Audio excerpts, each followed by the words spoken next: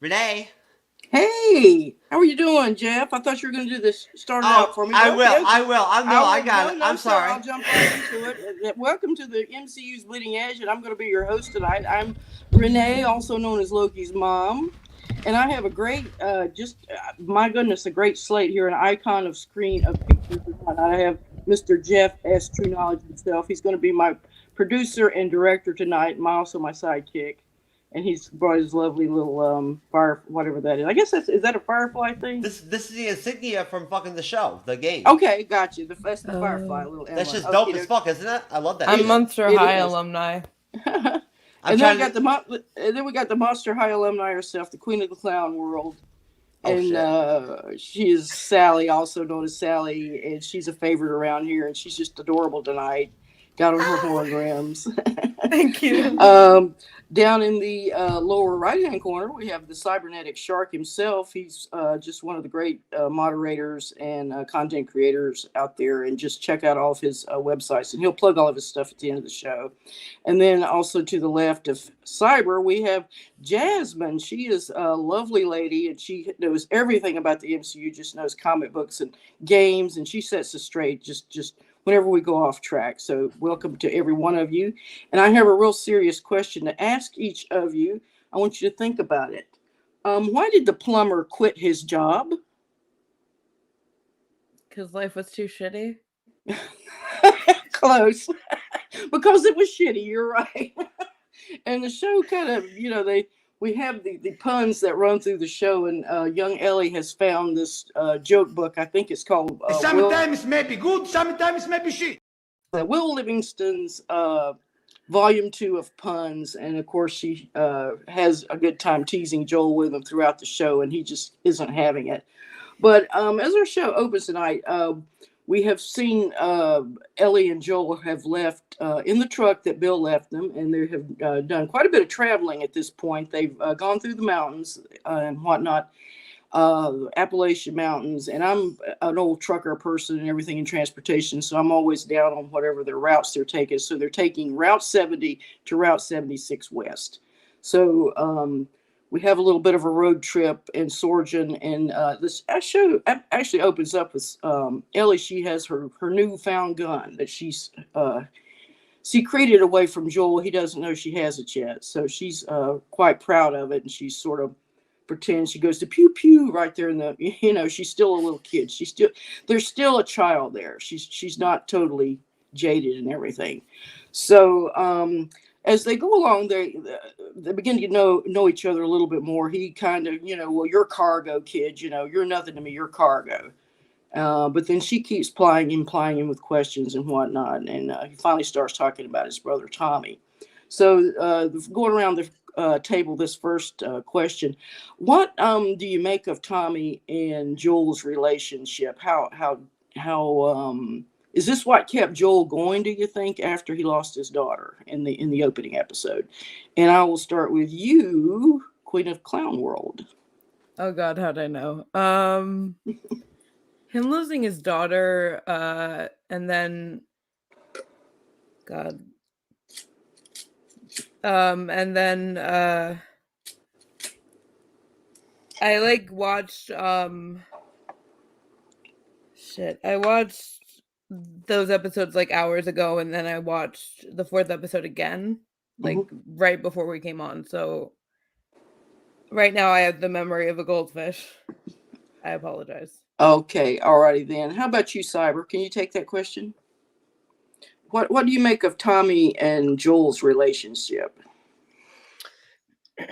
So the last time we saw Tommy was at basically the first episode. They were together when they were escaping town after the virus took over, and basically they were, basically on their way to kick some butt, basically. And that's the last time we saw them together fighting. Basically they end up crashing at one point during that beginning sequence, and Tommy basically says, go take your daughter, get out of here, and I'll catch back up with you guys. And that's the last time we saw Tommy. So in this episode, we end up finding out later that they did run together for a while. They did stuff in different groups and stuff like that. And we learned a little bit about what Tommy's been up to, and that last time he was seen was at a certain point, and that's where, you know, Joel's trying to get to him. And so I feel at this point, you know, their relationship has always been, you know, basically, you know, older brother trying to take care of his younger brother because he feels like he's out of place type of deal. And they definitely have a very, you know, tumultuous relationship. You can tell, you know, because Tommy's always trying to save the world, as like Joel had mentioned. And at the same time, you know, Joel knows that what Tommy's trying to do is good, but at the same time, because he's his older brother, he's trying to take care of him. So their relationship, I feel, is very simple. It's, you know, it's your basic older brother, younger brother syndrome, including trying to, you know, keep your younger brother from doing something stupid, basically. Yeah. That's. I think that was we saw that Joel really took on his protector role, whether Tommy needs the protector role or not. Joel certainly feels like he has that role. How about you, Jasmine? What's your take on their relationship? I feel that they've always, just like Cyber said, they've always had the big brother, little brothers relationship. But the thing for me is, I feel like Joel is a very overprotective person and slightly a little controlling when he thinks something's too dangerous or something. And I feel like his brother just wanted out of that relationship to try to be his own man and do things for himself. So that's kind of why they have a rocky relationship. Because between the first game, just in general, overall, it was giving very much scorn little brother upset because he couldn't, you know, fail on his own or go on his own path. That's what very much gives me when I think of their relationship. Especially if you think about how in the very beginning of the season, he is in jail because he's, you know, doing the little brother thing where he's trying to do something, experiment, whatever the hell, stealing, whatever, and gets caught. And then he immediately whines and cries to his brother to help him. Jeff, well, I'll tell you what, let me ask you this, Jasmine. Between up to this point, let's just say up to this point in the game, what is their Tommy and Joel's relationship? Up to this point, Tommy left and is basically doing his own thing, becoming his own man, basically. And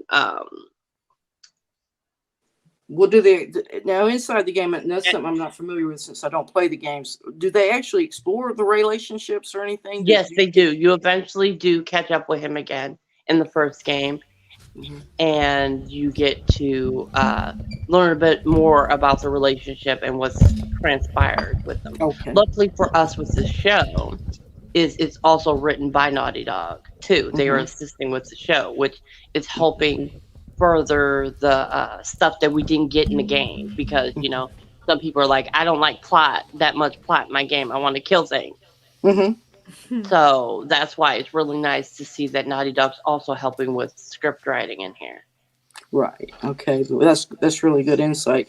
Jeff, how do you feel about Tommy and Joel's relationship up to this point, considering everything we've seen them go through, and at least what we've heard about Tommy? We haven't seen him since the first episode, but we've heard a lot about him. I have no fucking idea. To be honest with you, at that point, I had really no clue. I mean, like throughout the course of the episode, like I learned more about it, but like at that juncture, I basically had no fucking clue.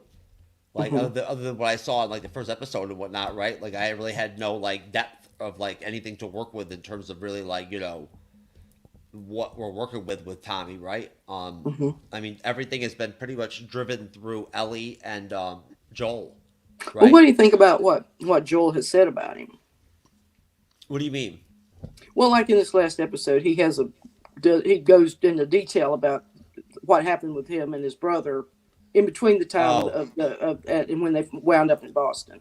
They were part of the survivors group and whatnot, and that's when they met Tess. Yeah, and I think they hooked up with the group. I think eventually, probably in season 2, they're gonna reveal all the like really fucked up shit that they did. Like the Mhm. really fucking grimy, dirty shit they did, like robbing Mhm. people and shit and whatnot, and killing people and killing children. Who the fuck knows what, right? Yeah, yeah. It's I kind of alluded to, but we don't really. Yeah, I have a feeling that they're gonna take it that way with the series. They're just gonna like really fucking like draw it out and whatnot, and like they're gonna use a lot of flashbacks.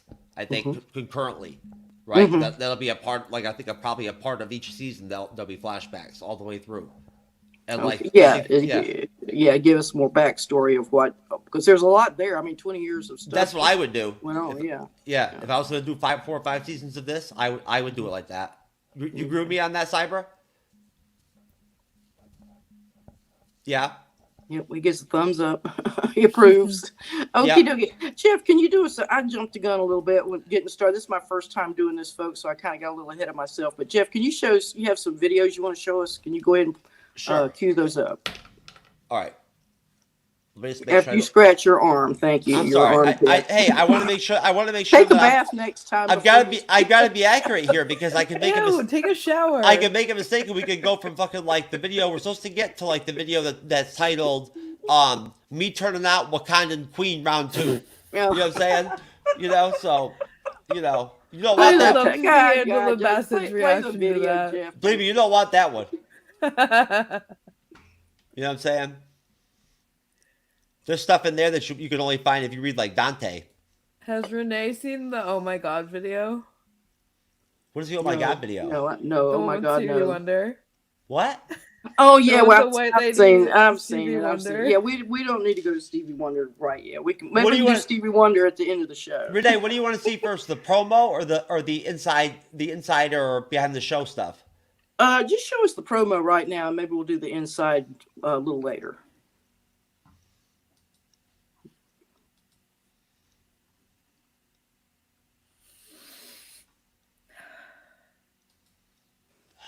Take a deep breath. It's okay. For $9.99, you can download it. Yeah, that I think we saw a little bit, particularly a little bit more of the road trip where they're camping, and I love the Chef Boyardee, where it's like, what are we eating here? It's 20 years of Chef Boyardee, and she's, well, he's a really good cook or something. I'm Italian. I How can't bad eat the the food is Boyardee. back then. The 20-year-old Chef Boyardee would taste good. Yeah, so it kind of progresses on to that, and then they come to, I think in the game it's actually supposed to be Pittsburgh, but they have really advanced them across the country in a really short amount of time, and they are now outside of Kansas City, and I believe it's going to be Kansas City, Missouri, not Kansas City, Kansas, and that is where they are ambushed. And this brings us to the scene where they get ambushed, they get caught into this laundromat, derelict laundromat, and eventually he's able to fend them off. Ellie has hidden in a little hole in the wall, as it were. And the guy who initially who faked them out like he was hurt, please help me, everything. He comes into the laundromat and then attacks Joel, and then in order to save Joel's life, Ellie takes her hidden pistol and shoots the guy in the back, but she unfortunately doesn't kill him. She just seems like she paralyzes him. And then it's left for Joel to dispatch the man. So she goes back and hides. And I thought that was like the scene where Ellie really, it brings it home to her. I mean, with everything she's seen, I guess she has no contact. She's always seen bad things, but she's never had to kill somebody. And then, of course, the poor kid just lays there and begs for his mother, mama, mama, mama. And, how'd y'all feel about that? I'll start with you, Queen of the World. Oh, my queen! Yay! Mm-hmm. I felt like how do I put this? The guy who was faking out, I almost cried when Ellie shot the gun, and then like there were tears starting when the guy was like begging for his life. But the other guy was a dick. Yeah, I mean, The other guy was faking out, please help me, please. Yeah. Was horrible. Yeah. I'll go to you, Jasmine, on this one. How did that impact you? Am I the only one that just wanted to shoot him? No, I'm Probably. st- I'm still focused on wanting to kill fucking cunt face Kit. Still, Jazz. Will you let that girl go? Which one Let is her Cunt-Face go. Kit? She has some character development. She's fine. She still sucks, but she's fine. Wait, are you Well, talking about Kathleen aside from that, Jasmine, what about how you felt when Ellie pulled the trigger? Honestly, I felt a little bad for her, but at the same time, I'm in that part of the game when I was playing the game. I had no remorse. I was throwing bombs. Had like booby traps, bombs thrown.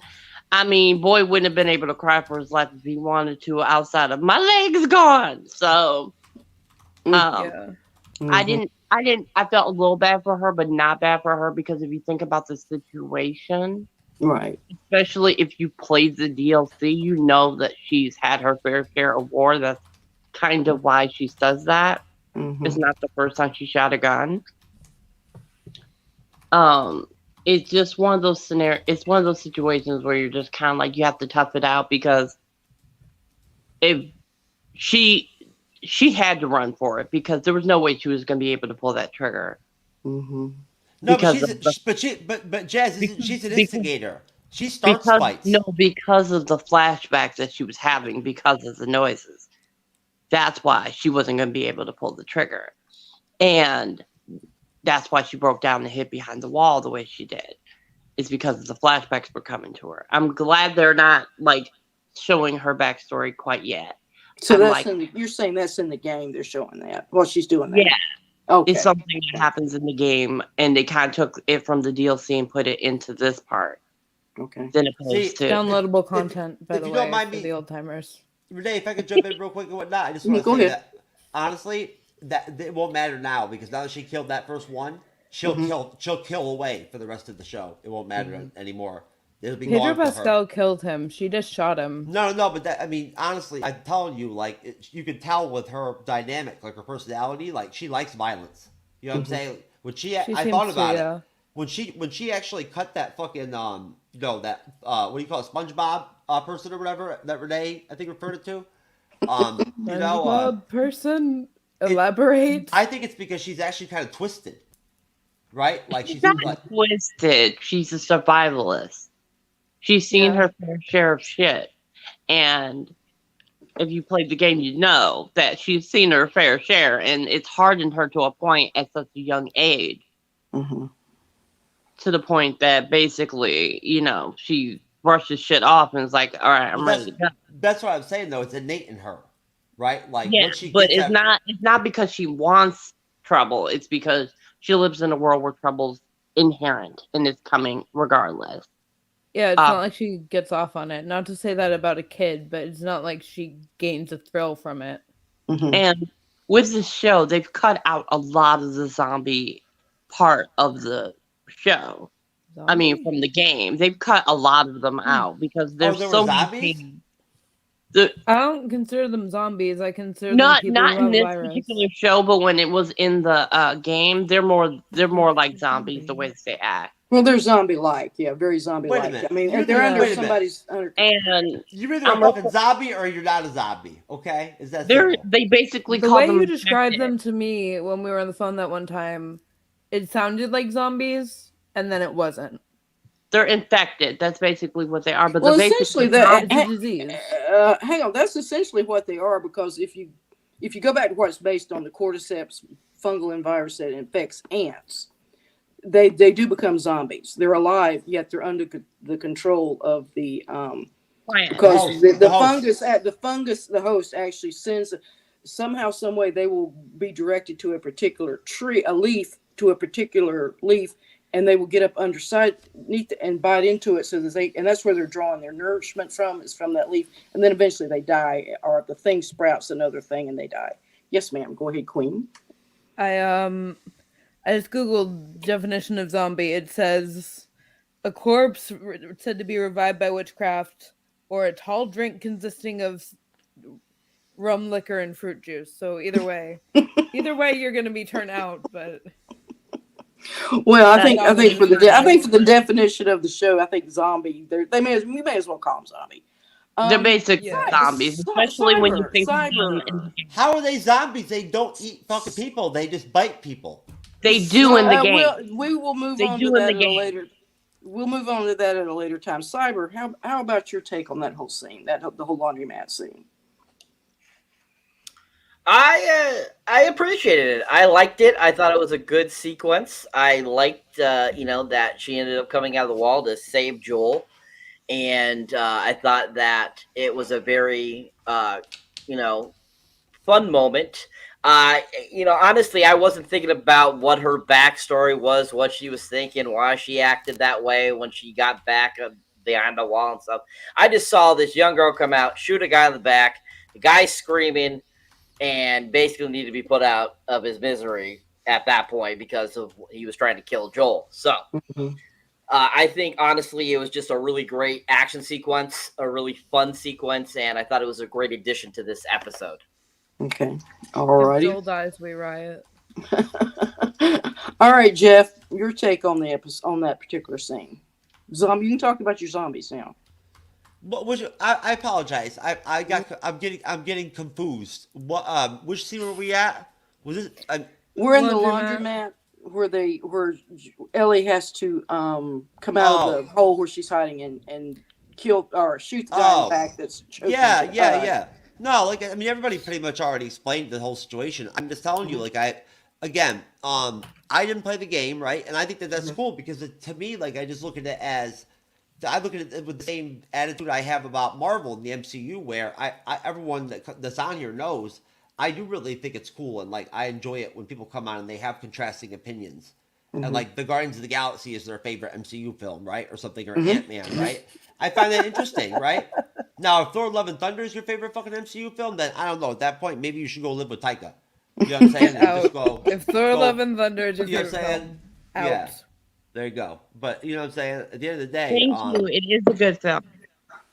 I think Thor: Love and Thunder should be deleted out of the MCU catalog. No, mean- it did what it had to do. It was a good film. It's the worst Marvel film ever made. No. Yeah. No. Iron Man 3. Captain Marvel. No, better. Iron Man 3 has its points too. Anyways, I no. can't- None of the films Yeah, but I it was can a say anything satisfying bad ending for Tony. Sorry. Well, anyways, real quick though, before I get into my contribution to The Last of Us, just to let you know, Renee, I'm working on getting my stick for my outfit, for my Sam Person outfit. Mm-hmm. But for when we do the Mandalorian. And Do you think that Sand people would be the Tuscans would be susceptible to cordyceps?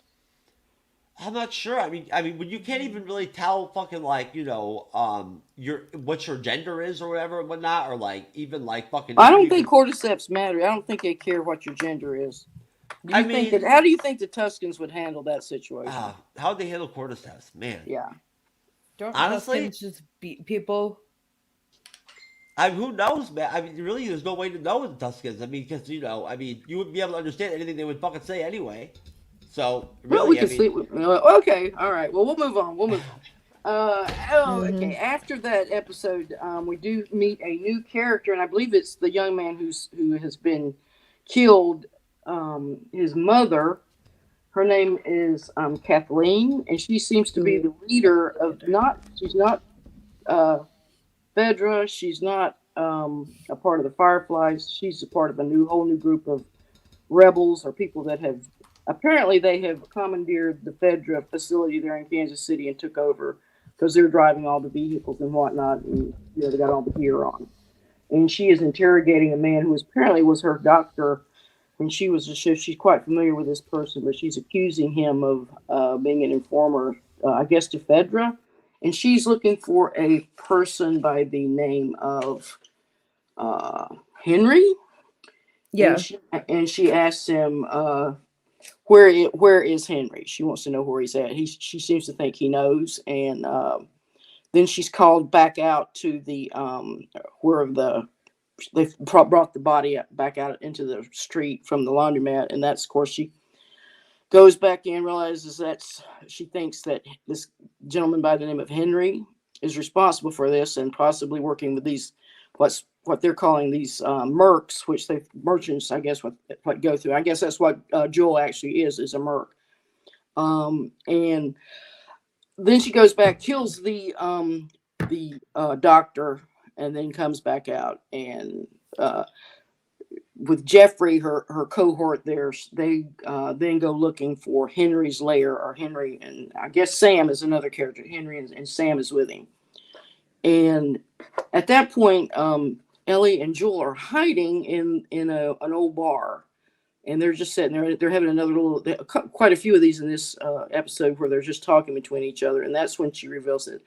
He actually at that point gives her the gun. What she knows how to use it. And he hands the gun, gives it to her, and she's quite proud of that. And then that's when she says, it's not the first time I killed anybody. So I'm thinking personally that it's the knife, that she has that switchblade that she brings out every. So I'm thinking probably she knifed somebody. But let's go back and talk about Kathleen. What do y'all make of this? Because I believe she's a whole new cloth character. I'm going to go to you, Jasmine, since you're the most familiar with the game. What do you make of Kathleen? In the game, I'm not familiar with a Kathleen character. I may be mistaken, but as someone who recently replayed it, I know that there's the ambush and they fight the people, but yeah, she's definitely a new character. So far, I like her, but technically, since I know the actress from 2.5 Men, all I see is the nosy neighbor who's staring at Charlie through the balcony window. So, like, it was really difficult trying to take her seriously when you can't stop thinking of 2.5 Men and her stalking Charlie. So, like, oh god. And Andrew came in and he was like, my man, he was like, hey, why does she always play creepy people with a nice personality? Yeah, she's very. Who the hell would want to fuck very Charlie? mild spoken. Yeah. What about you, Queen of the Clown World? What do you think of this Kathleen? You think she's like I say, she's very soft spoken, very sweet acting, yet she's kind of ruthless. So I actually have notes about the scene. So this one note is about the doctor. I delivered you, I held you in my hands. Sounds really manipulative. But then Kathleen, I can't tell if she's a good, bad, or gray character. Like with other things that I'm into, like Harry Potter, Dolores Umbridge is undoubtedly bad. Kathleen seems to be more gray. And I feel like they're preppers or something. I also wrote Ding Dong, the doctor's dead for some reason. Okay, that was odd. Okay. Well, with Ding Dong in mind, Cyber, I'm not sure. Are you familiar with the game? I'm not sure if you played it or not. You told us? I played it a little bit, not a ton of it, but I have played like some demos and like briefly played it when they had it like to play at places. I never owned the game, but I got a kind of a little bit of a idea of what it's about, the gist of it, Okay, so this character Kathleen, how do you think she come about? She seemed like she may have been in the 20 years before. She may have been a really nice person. What do you think maybe happened to her? Well, I mean, from what she says in that sequence there, where she's talking to the doctor in the cell, and she definitely has lost somebody. Somebody has vanished or died or something like that. And Melanie Litsky, she's a really good actress. I like her. I think she's fun whatever she's in. She's always really good. She plays good, different types of characters, and it's nice to see her actually play kind of a more of a villainous role, which is kind of fun. And definitely something has happened to her in the past. Definitely, I feel that she's had deaths in her family, people close to her, deaths like that. But then this most recent like disappearance has really gotten her in a tough.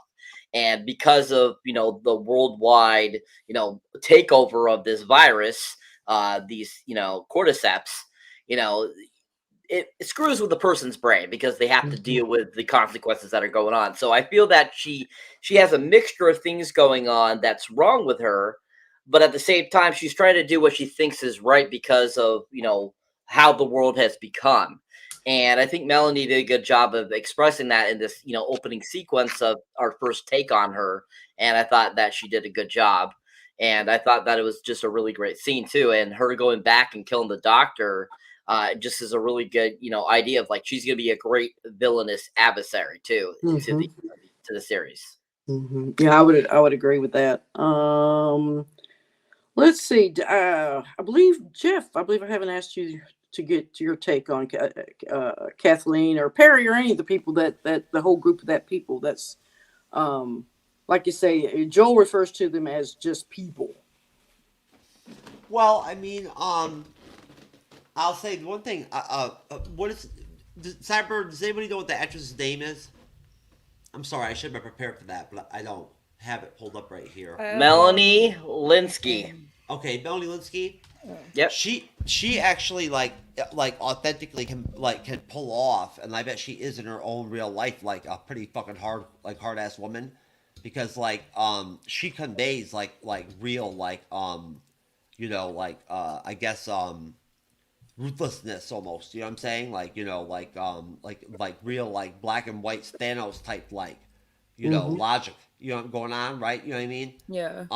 And she's very comfortable with it too, and settled in it in terms of how I say I know who I am. Well, she knows who she is. You know what I'm saying? She's known for a long time. You know what I mean? So no, I think it's interesting. She's actually I've been wondering what we would get out of things like the factions that would come into the series, right? I knew that we'd have that angle, and me and Renee talked about this privately. When you think about it, in any post-apocalyptic type setting like that and whatnot, where a certain chunk of the population remains alive, the other chunk dies, whatever. There's always going to end up being factions over a time period, right? And you're going to have strict constitutionalists and fucking patriots and shit and whatnot, rebels fighting against the fucking imperialistic military and shit like that and whatnot, right? You're going to have ideologies playing out, politics being played out but more in a gang warfare way, right? And so honestly, I guess all I'll really say is just that to make this a little interesting instead of nostalgia everybody else, the more that we're getting farther into the series, I'm really seeing the potential for how good this series could be over 5 or 6 seasons. We talked about that, Cyber, remember, Jasmine, about how far this could go. And honestly, the more that I'm thinking about it, I logically believe that I don't see any reason why they couldn't make 6 seasons of the show and then why they'd all be pretty good. So you're saying they might do a Game of Thrones type? There's a lot to work with here. There really is. Yeah. I mean, they're in a post-apocalyptic period right now. Honestly, as long as they bring in the right actors and actresses to play these characters that they're bringing in that are kind of not from the game or whatever they're having to do, they're going to change things. I mean, look, the MCU doesn't work unless you change shit from the comics. It's that simple. Right. You don't get Endgame, right? The way it is, or Infinity War, if you fucking do it comic book accurate. It wouldn't work. Yeah. So it's that simple. Not true on the Marvel part. Okay, wait a minute. We need to talk about this. How is that not true? How is that not true? Is it because Captain America punched Hitler? No. The thing about he did over 300 times. The MCU has changed so much about a lot of it, mostly due to the fact that they gave away a lot of their property. And if they had everything at the time when they started the MCU, we would have had a more diverse end game situation than what we got, because of the fact a lot of people say they didn't care for Thanos, being head over heels for death, but that was a major part of his arc. He still could have wanted to wipe out half the universe as part of his character, but him also being enthralled by death herself and wanting to woo her, and then having to fight Deadpool over it. Would have been Well- another dynamic that would have been Deadpool wasn't in the MCU. What at the does time, that have to though. do with the I know, numerical I'm amount saying of in the characters you comics. can fit I'm into talking one about the fucking movie? I'm talking Well, about well, actually, none of these characters right now have anything to do with The Last of Us, and so I'm going to go back to what Jeff said. I think you're right, Jeff, because it's really the future. I mean, they have this whole whatever's going to happen next. Wherever they're at in the game, they can go much further in the series, and maybe So I think you're absolutely right. I think there's a lot of potential. I do too. I think that like when it boils down to it, I think if you see a series like this, I'm always very optimistic about HBO with studios when it comes to a lot of the stuff they do. Mm-hmm. Some of the stuff that's flippantly like ideological and whatnot and everything, I expect to be kind of garbagey. But the stuff that they really like put their effort in to make well, like the Band of Brothers and shit and whatnot, and like The Wire and all that shit is really good. It really is. You know, Oz is really good. Like I grew up on this shit, man. Yeah, I'll totally agree. I mean, I've been watching HBO almost since they came out, and when they start, I guess they really didn't start doing the movies and series until much later. But yeah, they've always had really. Did you watch on the TVs where you just had pieces of paper with drawings on them and you would like slide them in and out? Yeah, we had water-driven televisions back in the day, and you would go blind if you looked at it more than 2 hours.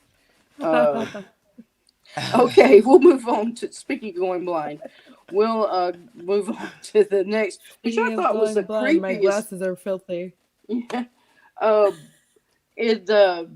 next scene, then right after that, where we learn about, and by the way, the gentleman that plays, you mentioned, thank you, Cyber, for mentioning Melanie Lazinski's name is Kathleen. She is the revolutionary movement leader in Kansas, and I think it was her brother. Her brother was the revolution, and he had been killed. And I guess she's seeking revenge for her brother. The another gentleman that plays Perry, her second in command, his name is Jeffrey Pierce, and he actually played Tommy in the video game. So you talked about earlier how they keep bringing in all these actors and whatnot to participate in the game. So I think here we have another actor, and of course he's playing another new character too. Tommy Perry is not one of the game characters.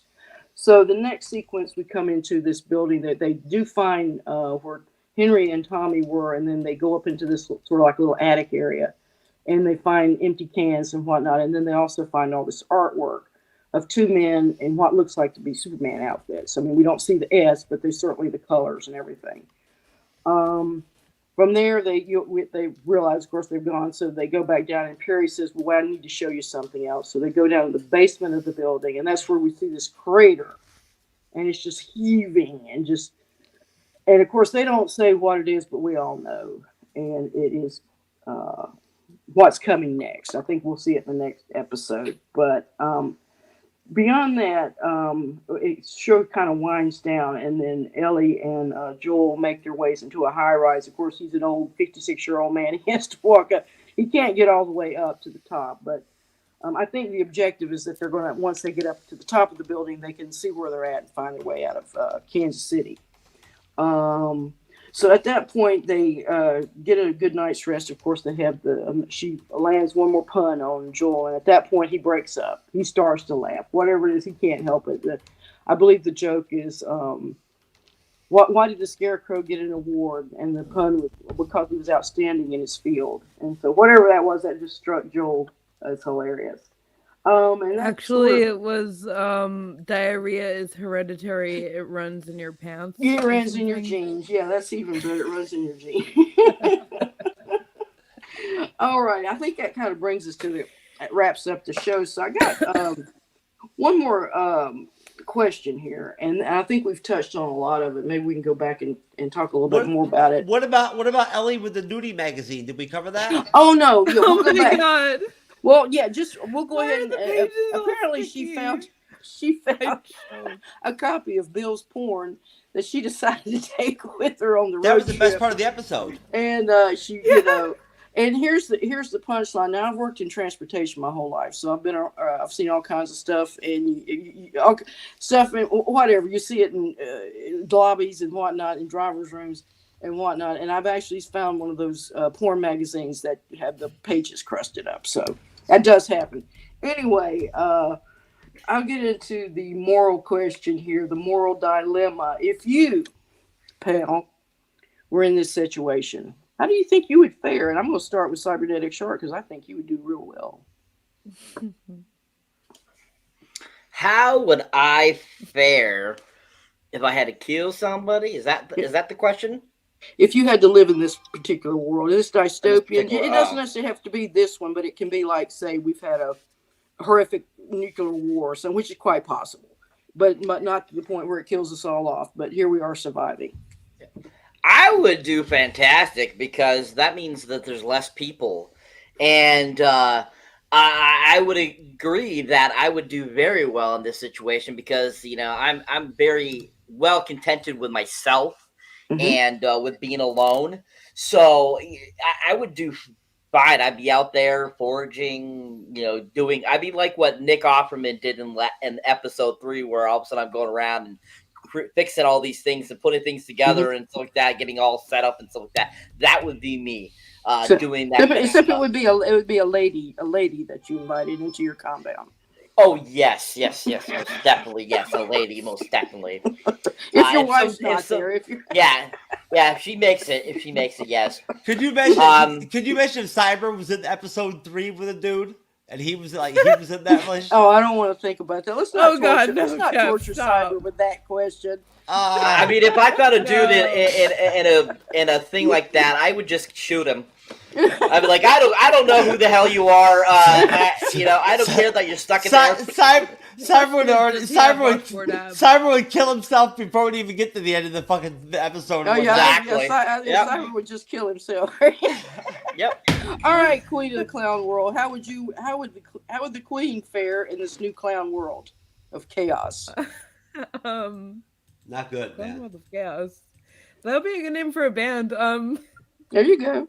Well, my friends used to say we don't have to outrun the zombies. We would just have to outrun me.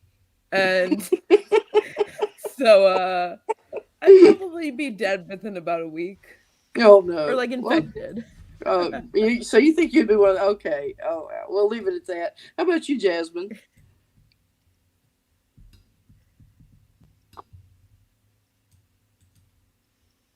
I would be fine.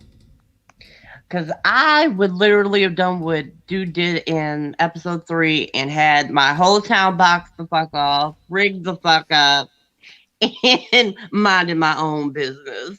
Jasmine, you sleep till 2 or 3 o'clock in the afternoon some days. You'd be fucking eaten by like fucking squirrels and shit. No, I would have made sure that my town was boxed off, rigged up, and then sleep my ass off. Yeah, I can only I'd imagine. be in the woods, being my bloated corpse being eaten by woodland critters. I can only imagine the predator, the fucking the predator level fucking booby traps you'd be setting up, Jazz. Oh, I'd be petty. It'd be so fucked. Like there would be no way for them to get into town. Hello, True Knowledge. I'd like to play a game. It would just be me, my box of dildos, and my town. Oh wow, box of dildos. Yes, ma'am. But you don't need a man if you got a tool, girl. I'm just saying. Why would you need a box of fucking dildos? Like dildos don't break down and fucking like. I don't say what. Honey, it's so that you feel like you're sleeping with different men. I mean, how many fucking holes do you got, Jazz? I mean, I've only got fucking. Last time I checked, I've only got 3. one. But like, still. Well, we have like 2, 3. 3, So, like, 3, honey. 3. Maybe You got maybe you have 3.75, Sally. Yeah, 3. You like that? You like that, Cyber? You like that, motherfucker? Back. I mean, if you got the mouth, you got 4. Yeah. Well, Jeff, how about you with your 4 orifices? How would you fare in this dystopian world? Oh man, I mean it depends. Dead.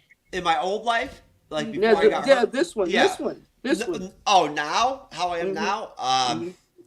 He's Honestly, I do okay, but the thing is, I wouldn't be able to. I wouldn't have the physical ability, like the athletic ability and whatnot, and the strength, right, and everything and whatnot. Like the things, the tools I had before in my older life, where I could like, I really could physically like really fucking like defend. I couldn't just defend myself. I could like attack. I can take shit from people if I want to. You could be one of one of the I can ambushers. probably outrun Oh yeah, Jeff, is oh what he's yeah, saying. and I can tell you right now, I'd be very easily capable to just become totally unethical and like become a smuggler and kill people and shit for money and all that crap. I wouldn't give a fuck. Well, that's a I good already do question. that. Or what? And that's a good jumping off spot. At the point right there's there. no laws anymore and shit, What whatnot, is? who cares, man? What are the ethics purge. now? As long as people are bad people, fuck them. Okay, what are the ethics now? What is If the you're a level piece of ethics? garbage, now I can Jeff, kill you. Answer this question. What are the level of ethics now in this world? I just told you, it's that simple. Like literally, it's like think about it like this: in the world we live in right now, right? We're in a spot where like we have to restrain ourselves, but because of like the legal system, and whatnot, because of these screens that like prohibit me from being able to choke motherfuckers the way I want to, right? You know, all that shit, man, frustrates me. Like you know, in this world, in Last of Us, right? Like, if I square off with the dude in there physically one-on-one and shit, whatnot, there's nobody to save him. He can't call the cops. It's just me and him, man. Yeah. That's not good for him. I'm telling you right now. That's bad. You know what I'm saying? Like, you know, you don't want to just be one-on-one with me. Because I'll just punish you. So, you know what I'm So saying? you're one saying, hand, I could outrun Jeff. hang on, No, hang on, I would, no, I will tell you right now, I would, honestly, I'd be out there straight killing motherfuckers. okay, hang on, Sally. All right, Jeff. What you're saying is that with no laws, you would become an immoral man.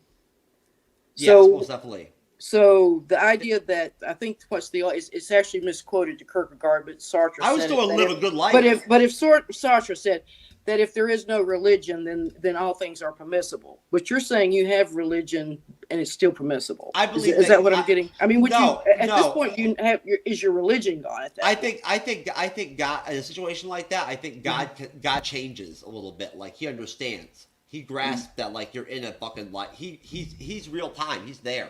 He knows that you're in this fucked up place. He's in you. That's the whole relationship of having God. He knows who I am. So at that point, God permits immorality. You can be me and have the best of intentions towards everybody and whatnot and everything. But if you put me in a setting, right, where like I'm justified, like you know, to where like you know. I feel to where somebody's questioned my integrity or something like that to my face, a man or whatever, a man, not a woman, but a man or whatever, or if I have to fight for my country or fight for my wife or my children or defend one of you or some shit like that and whatnot, except for you, Cyber, I just leave you fucking hanging. Just let Cyber but, go. Yeah, you know what I'm saying? So you want to be Cyber, you're not. I see you're nodding your head. What's your take on that? Is all morality gone at this point? Yeah. I mean, to an extent, yes, because everything has been destroyed, everything that you were, used to of how things were run, and basically everything has become survival mode. That basically goes out the window. So at this point, basically any morality, if you have any, or any virtues. Basically what ends up happening is those are the people usually that end up getting killed by the others because they still have some moral ground, but at the same time, because they get mixed up in, like, say, people that have lost all their, virtue and morality and stuff like that, they're the ones that's first taken out because those people see it as a way of improving their situation versus improving yours. So it's completely gone. Majority of it is gone. Some people might have some still, might try to use it, but really at this point, because of how the world is, it really doesn't make a difference anymore.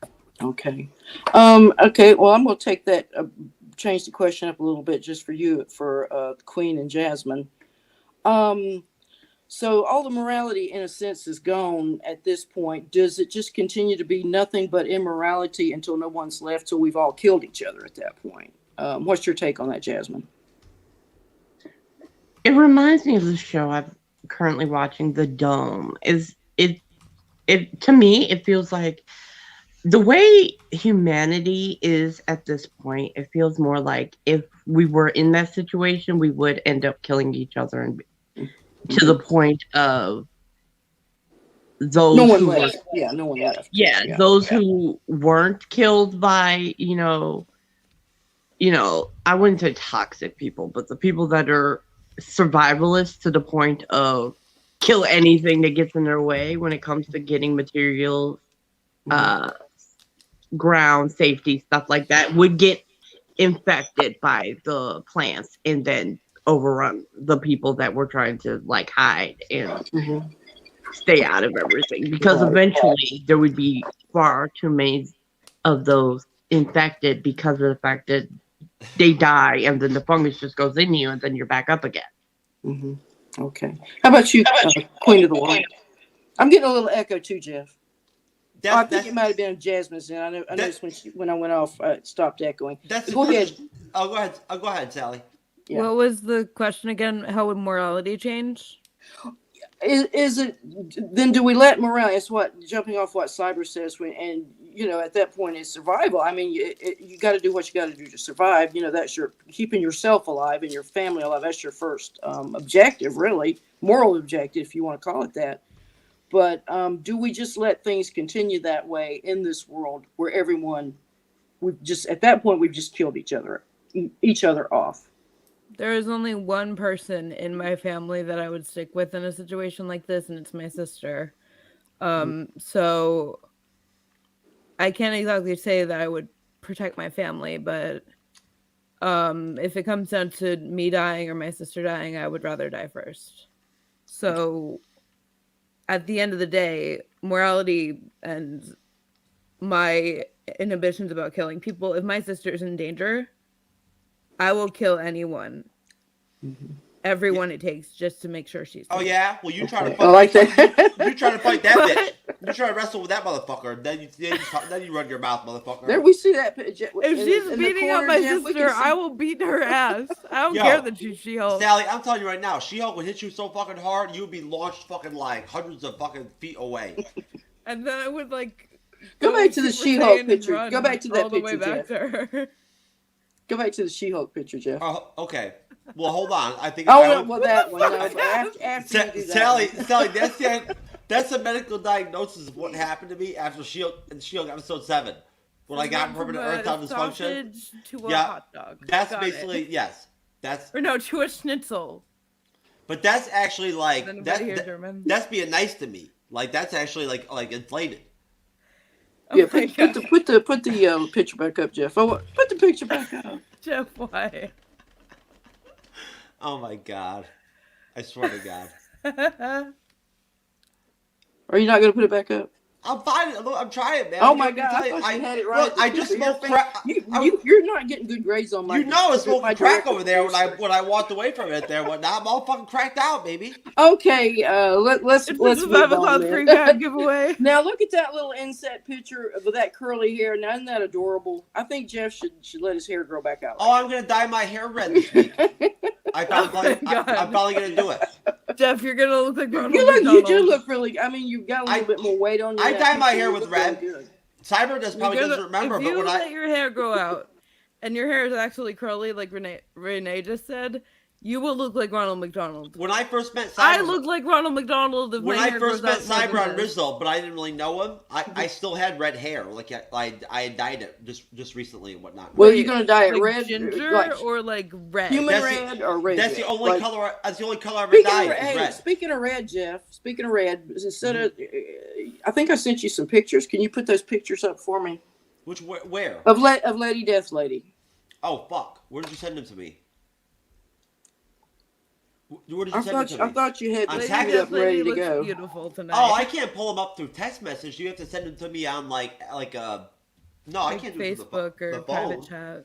Yeah. Well, never mind then. That failed. Okay. Well, anyway, if you look at Lady Death Lady, she does have on her red tonight, so she's dressed up for. I'm sorry about that. St. Valentine's Day, and she just wants to wish everybody a very happy Valentine's.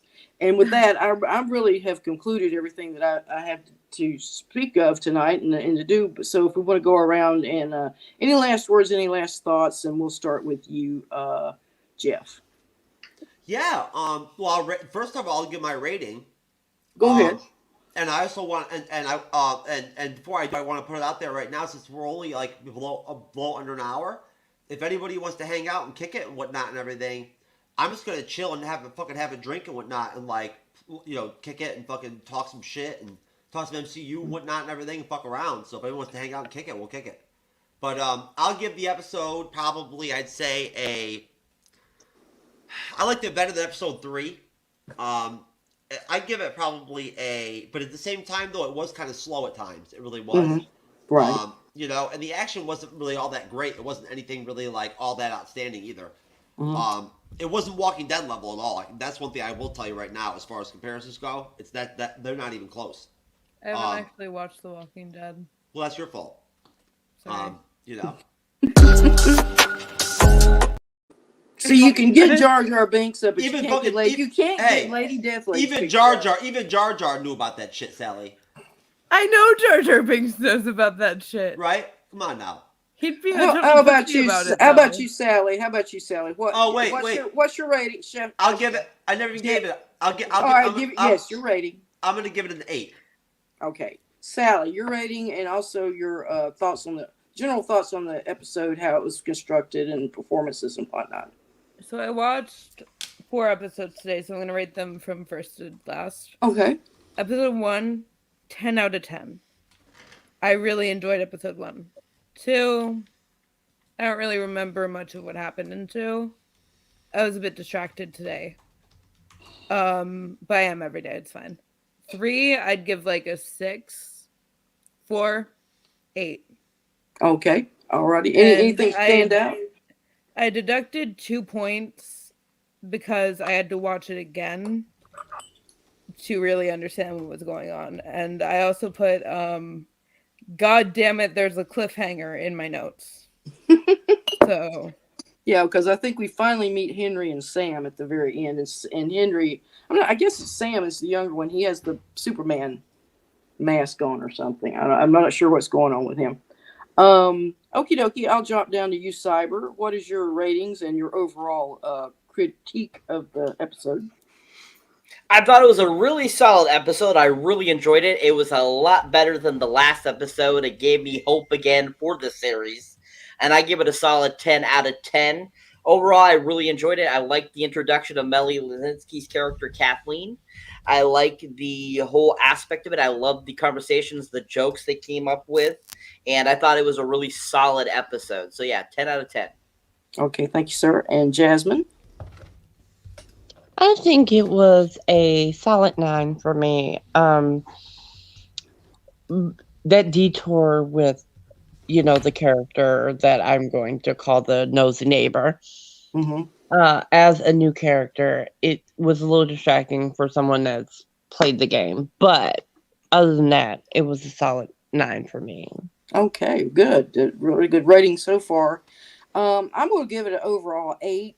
There again, I think it's staying consistent with all the other episodes. It's like you say, I agree a little bit with Jeff. I think it was maybe it could have been a little bit more action. We only really got the one good action scene in it, and it was more tense than it was action. We certainly didn't get to see any of the clickers other than just maybe what's hiding underneath that building. So like I say, a good 8. And with that, guys, I think I'm done. If y'all want to just drop and start doing some other things and doing some plugs, I'll let y'all do that. Cyber, you have a lot of stuff going on. Can you tell us about what you got coming up?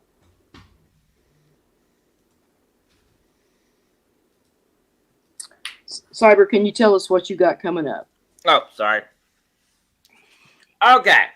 So, as always, as usual, like I say, you can definitely check me out under YouTube. You can find me in all kinds of different places if you enjoy me here on the panel, or if you enjoy me as a moderator of the MCU's Bleeding Edge. As you can see here, my most recent review was the Banshees of Inisherin, which was a fantastic film, so definitely check out that review, people. Really good. It's an Oscar contender for Best Picture, Best Actor, Best Supporting Actor, and I believe it's also for cinematography, too, as well, if I remember correctly. And the scenery in that film is freaking amazing. Oh, my God. You got to see it. If you love Ireland, this is a movie to watch for you. But, yeah, I'll be having some more reviews up. My Avatar Way of Water review and Megan reviews will be up soon. You'll be seeing some more trailer reactions. I'll be doing a trailer reaction real soon for a new upcoming Will Ferrell film called Strays, which releases in June. It's brought to you by the guys that brought you films like 21 Jump Street and stuff like that. Philip Lord and them, they are a part of it. So it's the trailer was very interesting. So that's gonna be fun to talk about. So yeah, definitely check that out. But yeah, you can find me on all different platforms: TikTok, Rizzle, YouTube, Facebook, Instagram. You can find me everywhere there. So if you want to join that, and also if you haven't subscribed already, go ahead and subscribe. You can see I'm up to 543. So we're slowly making our way to that 750 mark. So once again, I want to thank everyone that is subscribing. You guys rock, and thank you for getting me there. For real. All right, and Jasmine, what have you got coming up for us on your websites? All right. Well, on Twitter, Jazz, what do you want me to pull up? Your Twitter? you can pull up my Twitter or my YouTube at this point because I did do a new video. Okay, I get pulled up. Hold on. I did my YouTube video recently. I did basically update video of basically everything going on with What is me. your Twitter and again, why. sweetie? I always forget. What is it? Okay, you have to look it up. The letter U, Tube Now 03. Even though I go by Jazz Nerdy Girl Reacts. On YouTube or Twitter? YouTube. Twitter is just Jasmine as Jazzy Products. Jazzy Products. Shun. How's it spelled? Jazzy Jazzy J-A. Production. Oh, I got you. All right. I was breaking it up for you, hon. I'm sorry. Hey, what do you want me to tell you? I'm getting old, hon. That is on Twitter. I'm gonna find you. I promise. Hold on. But yeah, I tomorrow I'll be filming my rewatch of Scream 1. It's been a while, so I'm going to be doing that.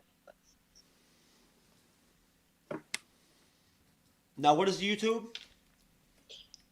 My YouTube. I got it. YouTube Now 3. Yeah. I got you. Perfect. I think. No, it didn't work. What the hell? I always have a problem. Letter U. Letter U. Tube. Tube. Now 03. Jesus. My mom made the original tag, so that's how you find me now. Because I was a kid. What the fuck, man? I'm telling you. I mean, I started making YouTube videos when I was like 13. Same. I can never find this fucking YouTube channel. It's gonna give me an anxiety attack. You literally should. As soon as you type in the first part, it should pop up since you've already looked it up. Jasmine, you pain in the ass. Oh yeah, it's always me. No, it's not always you. YouTube Now 03? No. What would be great, Jeff, is you would put all these links onto a page somewhere, and then you would have them. Yes, you're right. Most definitely. Well, listen, Jazz, you're gonna hang out anyway for a minute, so I'll pull your stuff up. Don't worry. I think we're just gonna. I mean, basically, I think we're. I don't know what Cyber. I don't know if you want to hang out, or Renee, if you want to hang out. But if Jazz wants to and Sally wants to and whatnot, I think I'm just gonna probably play like the Ant-Man Quantumania trailers again and whatnot and everything, and just kind of bullshit. Let me jump in. The reason I kind of jumped on you guys about the zombie talk, we have hopefully if we can get a guest coming up, his name is Darren Kennedy, and he will set us straight about what a zombie is because he's a doctor, he's a writer himself, a published author. He's also an MD, and he has quite a bit to say about zombies. Well, you know that they actually there are medical doctor and zombies. Wow. I've read books before that have actually said that that there's it's been stated in history that like in some of the island nations and whatnot and everything that use voodoo and shit and whatnot.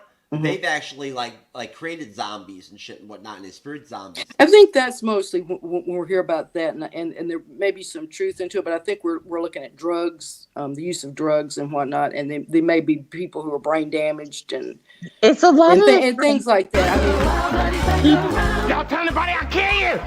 I kill you! Peanut butter and crapsney. He kicked his habit back in the joint. Now he's not going. Here I come. He's finally home. He's Tyrone. I Oh, think That's I think what- I think if Tyrone keeps using crack, he's gonna wind up a zombie before. Yeah. listen, They- Tyrone died 17 Thanks, years Jeff. ago.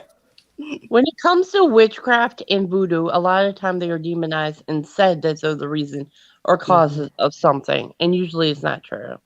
Right. I'm We have two right. witches in the chat right now. Wow. Right. I mean, what I'm saying is that while in voodoo they see it as being a magical transformation of a person, that in reality it's probably something physical that's causing that. Anyway, I was just going to add that. But actually, no, he has other things to say about. He's actually quite derisive of the zombies, but he likes The Last of Us, so I think he has a different take on what these creatures might be. My opinion of why I was saying they were like zombies is because of the game they do eat people. Right? Yeah, they do. They absolutely Not do. in Yeah. the show, but Well, in the they game bite them. they do. They chew on them and take bites out of them. I guess. So So they they like- have to eat something. There are literal skeletons about due to the infected eating them. And like if Really? you get clawed up or something, there's always different ways to die in the game. Okay. Yeah, that's weird. Yeah, well, like I say, I'm done. If anybody just wants to talk about anything else, I'll join with you. Do you want to wrap the show up and play us Yeah. out, and then come Yeah, back, and then we'll just come Cyber. back You for our forgot to live- ask live me about segment. my socials, Renee. I'm gonna pull your stuff up, Sally. Okay. Yeah, Oh, gonna pull your- I'm sorry, Sally. Don't be. It's Oh, okay. look at you, lady in the pink room. Let's go to her. Sally, tell us all about what you Hold got. on. Well, no, now I gotta pull. I gotta I pull sent up him a TikTok. screenshot of my new Instagram. It's called Lady Boogie the Clown, all lowercase. Hold on. See, this is all new Okay, stuff. You change okay. your shit all the time. I can't keep track of it. Well, now both my TikTok and my YouTube are Sally the Infinity Girl, all lowercase. Okay. The problem is that like this on Google Chrome, I actually have to log into stuff and whatnot because I don't use it. I use the Oh, sorry. I use Safari through the. You through could the have all Pro. these things logged up and ready, and logged in and ready. To You're go, right. Jeff. No, you're right. I could have. You're So, right. I'm sorry. Under TikTok, it's Sally I the was- Infinity Girl, I was chilling. and at the top the nickname is Star Ragdoll Star. Hold on. You gotta give me a minute here. Okay. Now Okay. give it to me again. So TikTok is Sally No, the Infinity. Instagram. Instagram, Lady Boogie the Clown. I shit you not. I just made that today. And then it has my Lady socials. Boogie the Clown. I'm not getting anything. Lady Buggy Bugggy. No, BOOGIE. Boogie. What the fuck? BOOG. Lady Think Boogie. like Oogie Boogie. Oh, hold on. Think of the boogeyman. Lady Boogie what? The clown. What is it? What the fuck is going on with these people? I Lady just sent it in the Lady Boogie Clown? The fuck Lady is this? Boogie the Clown. The Clown. Okay. Yeah. Cyber, if you want to leave, you can. Cyber, what's up with these kids? Why does it make everything so complicated? Oh my god, I'm a kid now. I'm almost 23.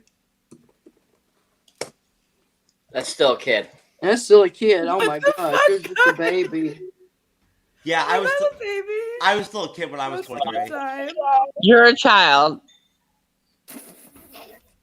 You're a whole child. I am No, I'm 33. You are literally You're 10 only years 10 younger years than me. older than me. You are 10 years younger than me. I've lived a whole decade more than you. You are a child. Yeah, well, my boyfriend at this moment is 2 Anyway. years older than you. All right, hold on. We're echoing right That, now. oh, Fuck. girl, the way I want to roast, but I'm not going to. Hold on. Yeah, I think it's you. Yeah, it's you, Jasmine. You're echoing. Hold on. Jazz, whatever you did earlier to get rid of the echo, can you do that really quick? All right, now look it. She's doing nothing, Cyber, Mike. are you dropping off, Cyber? It looks like he's going to sleep. Yes. You look tired, sir.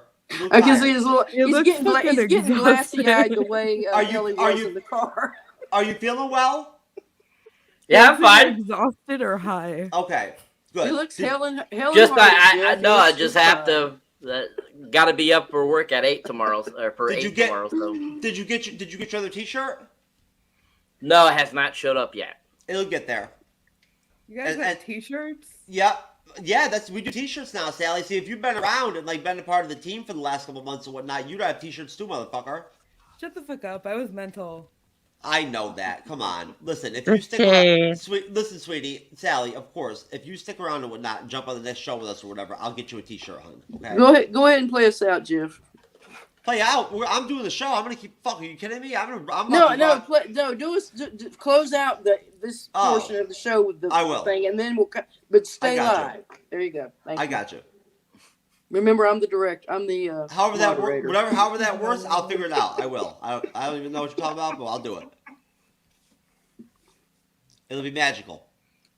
Well, let's see. I'll give this little cookie an hour before we're doing the no pants dance. Time to musk up. Wow. Never ceases to amaze me. What cologne you gonna go with? London Gentleman or...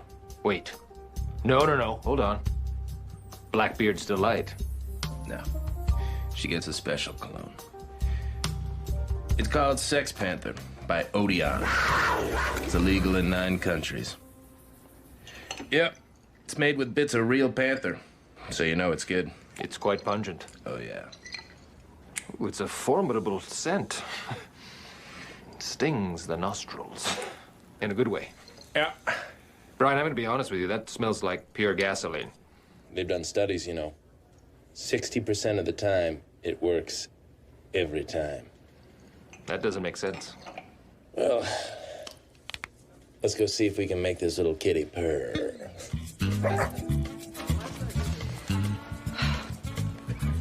Hey, sweet cheeks. Got an invite I'd like to extend your way. My God. What is that smell? Oh, That's the smell of desire, my lady. God, no, it smells like a used diaper filled with Indian food. Oh, excuse me. You know, desire smells like that to some people. What is that? It smells like a turd covered in burnt hair. Smells like Bigfoot's dick. Oh. Oh, what's that smell? Jasmine, have you ever actually met Bigfoot's dick by any chance? Who's dick? Bigfoot. Bigfoot. Sasquatch. No, Chewbacca's is the bomb, though. Oh, I thought maybe you knew Chewbacca. Maybe you might know King Kong too. That gigantic tentacle monster from Multiverse of Madness, though. I'll tell you right now. Yes. Yes. If King Kong was real, Yes! his fucking dick would be so big, it would be as big as a fucking like tower.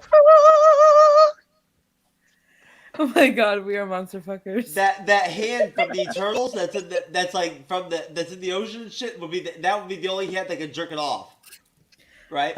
That would be the purpose of it. Anyways, folks, yes, we're really live. Oh no, that wasn't one of those spoof videos where you pretend that like you don't know what's going on. That's actually how we flow here at the MCU'S Bleeding Edge. But Cyberneticshark, my friend, whenever you feel like you want to dip out, feel free to go ahead and dip, man. And I'll talk to you soon, brother. Most certainly. Don't be a stranger. Give me a call or something tomorrow, brother. Oh, why would I do that now? Because I want to get your opinion on how I look in my new Tuscan Raider fucking costume.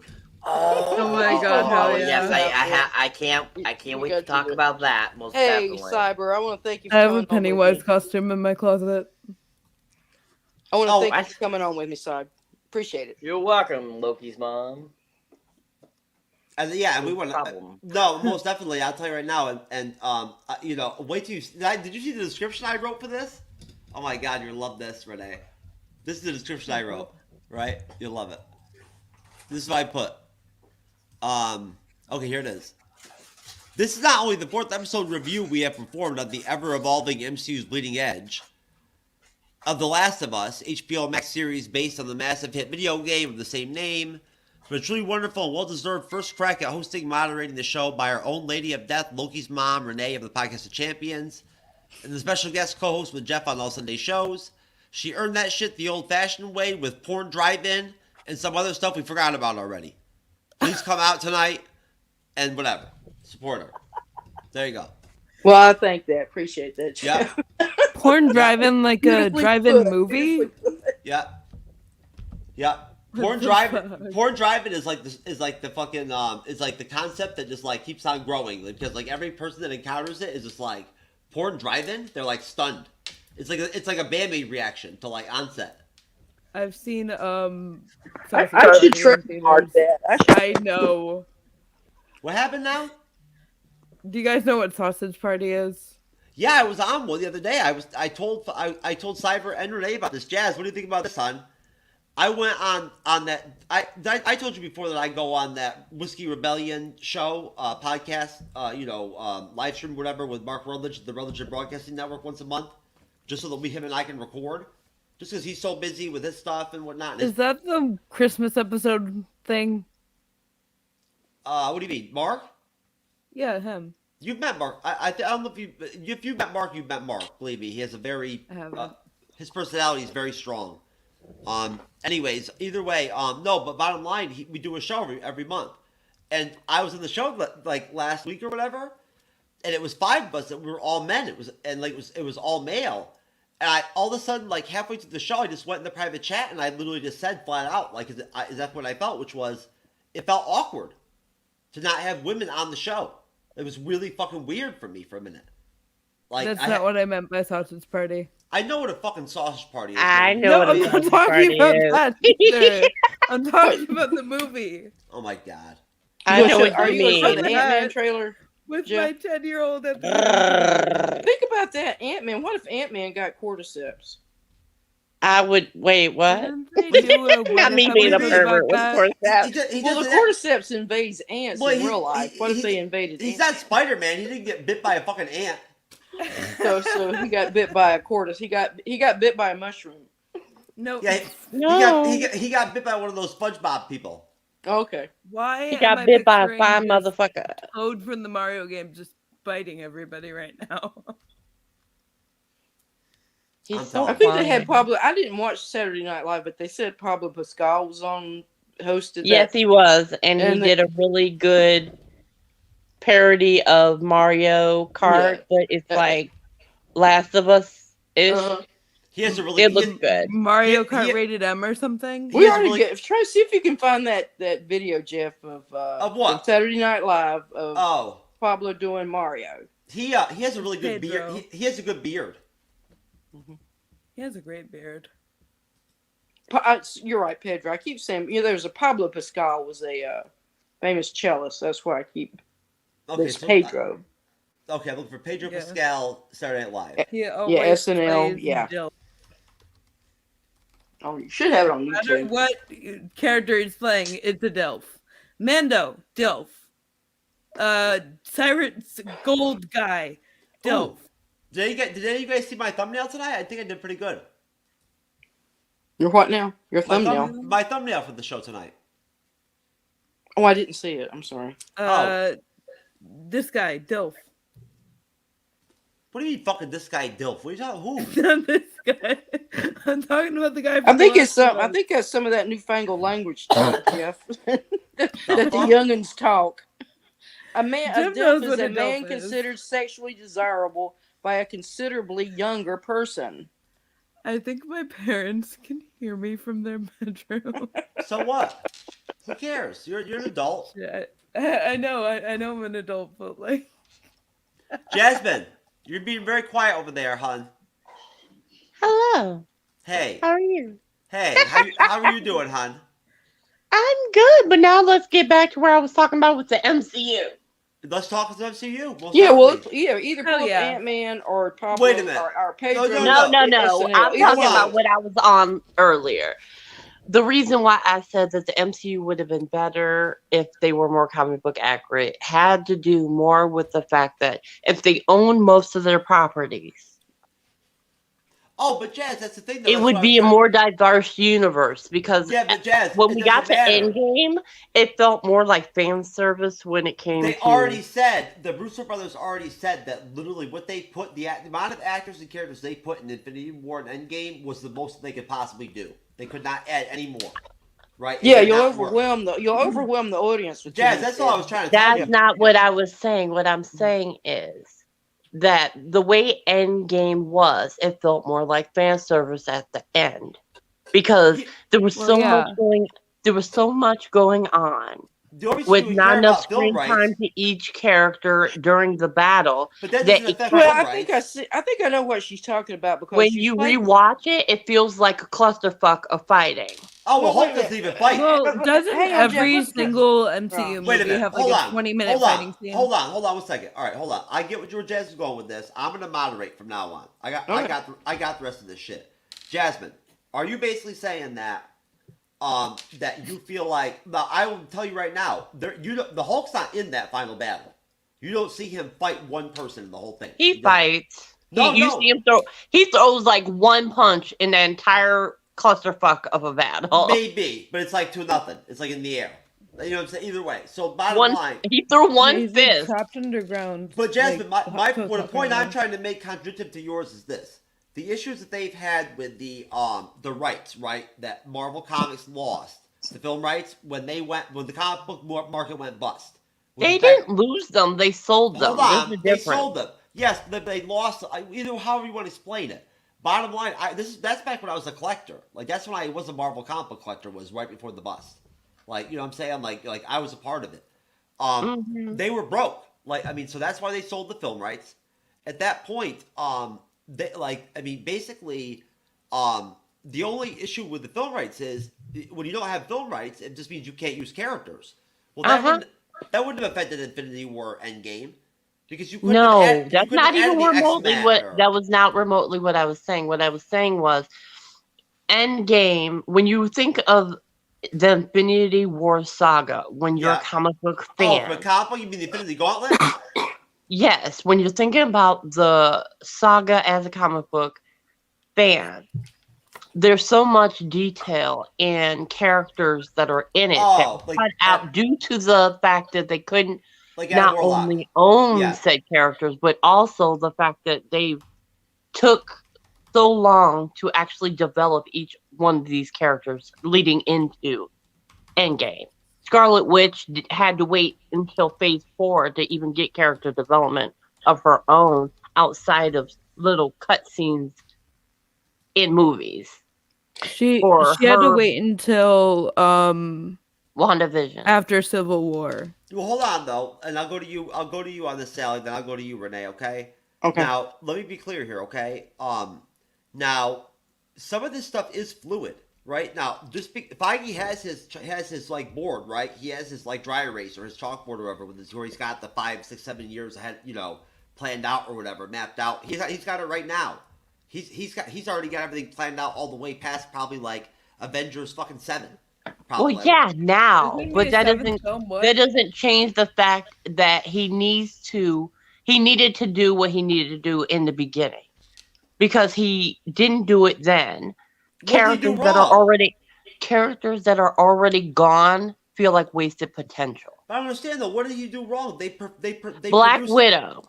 Her character, she had the least character development in the entire franchise. By the time she got, I'd argue that she had a lot of character development. What are you no, by the time she got to her movie, it felt like a sequel to a Black Widow film. Then why did she never complain? Because ScarJo's not afraid to like say something if she's Scarlett Johansson was in contract to show up when she had to. No. But they used her as a device for other people's stories. All I'm going to say is, Renee, Sally, what do you think? I don't agree with Jasmine on this at all. I think they were very fair with ScarJo. And let's not talk about the lawsuit shit. That's a different story. That's COVID. Well, yeah, they don't have anything to do with her character. I think Scarlett Johansson is unfairly treated by men, but she got plenty of screen time. Black Widow got character development over the films that were the Avengers. Look at the role they gave her in Captain America: Winter Soldier. In Captain America: Winter Soldier, she was basically a love piece for Captain America. No, she was not. She was not. What are you talking about? She kissed Cap. She was there for him. Oh my god! It was the little robot guy inside the computer. She literally Zola. She infiltrates the fucking building and what with the I'm gun. saying is she feels like she was second-handed, mostly because of the fact she never got a film of her own. When they finally gave her a film of her own, a film earlier. I do agree with that, but if she had a film earlier, it would have gave her death more impact for me. Because when she died, I felt absolutely nothing. I was crying my eyes out in the theater. My mom had to. I did not cry. My I didn't parents had to even. hold I was me like, back. oh, okay, that's what we're doing. Because when we got her Black Widow film, it feels like a sequel to a Black Widow film we never Hold got. on, though. And But what What do there you to mean by that? Wait a minute. Hold on. Renee, let me ask you a question. Because Okay. I'll go back to you guys. What is there to fucking complain about? Jazz, honestly. We got all these wonderful films and whatnot. Are we going to start tearing apart phase 1, phase 2, and phase You're 3 asking. now? Hang on, Jeff. You're No. asking me the question. Yeah. Well, no, well, I'm projecting, but I'm saying what I'm saying is this Renee is this. Of course, like the MCU is not perfect. Kevin Feige didn't make all the best decisions. Look at Brie Larson and the Captain Marvel thing. I don't think that was a good move to make that. Well, let me. No, hold on. No. All I'm saying is a contract. That's all I'm saying. It's a contract they signed with her. That's all I meant. No, anyways, no. What I'm saying is just that this though.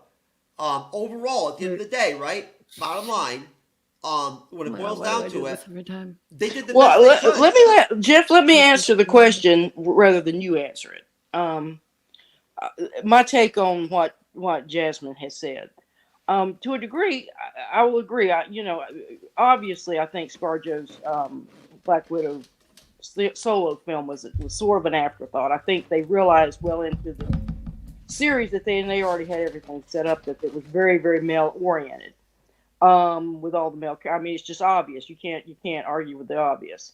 As far as her character development within the phase to where she meets her end in the Endgame or the last film, I think she did a lot with a little. She really, I mean, she was one of the. Now she's one of the Avengers. She's there in the first Avenger film. She's there front and center. So she's definitely an Avenger, and she's part of that crew, and her input's put into it. And she had her ordeal with Loki. She about the whole Red Ledger, the Red Ledger discussion that he had. He was sort of in her head, but yet she was in his head too. I think it's sad that we lost her character because I think she had a lot more potential to continue on as one of the Avengers.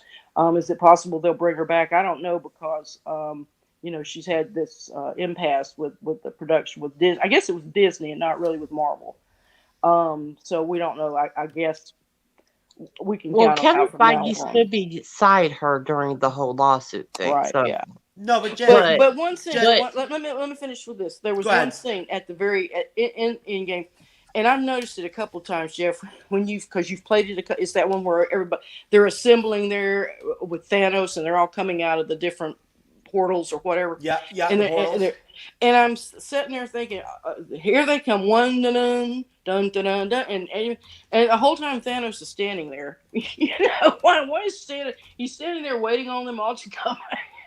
And that's he's standing there waiting on Steve to say Avengers. They did it to bring all, so they had their own stage moment in that final film. I mean, that's why it was done. That it was done for that very reason, so that the audience could cheer. That's one last time for this group of people that, for whatever reasons, we're going to go different directions beyond that.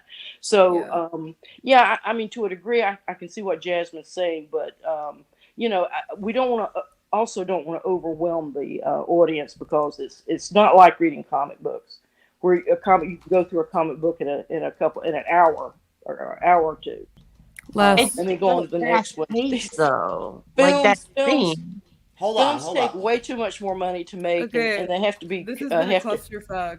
Hold on. I'm sorry. What was that? Hold on. Half an hour. Hold on. Is this? Holy shit! What are you talking about, Sally? The past half an hour has been just debating whether or not ScarJo. No, I know. That's why I'm moving forward. So what's wrong with that? That's what we're here for. No, that's okay. Well, let's move forward. If you want to, yeah. No, we're good here. No, Jasmine, I just wanted to mention really quick.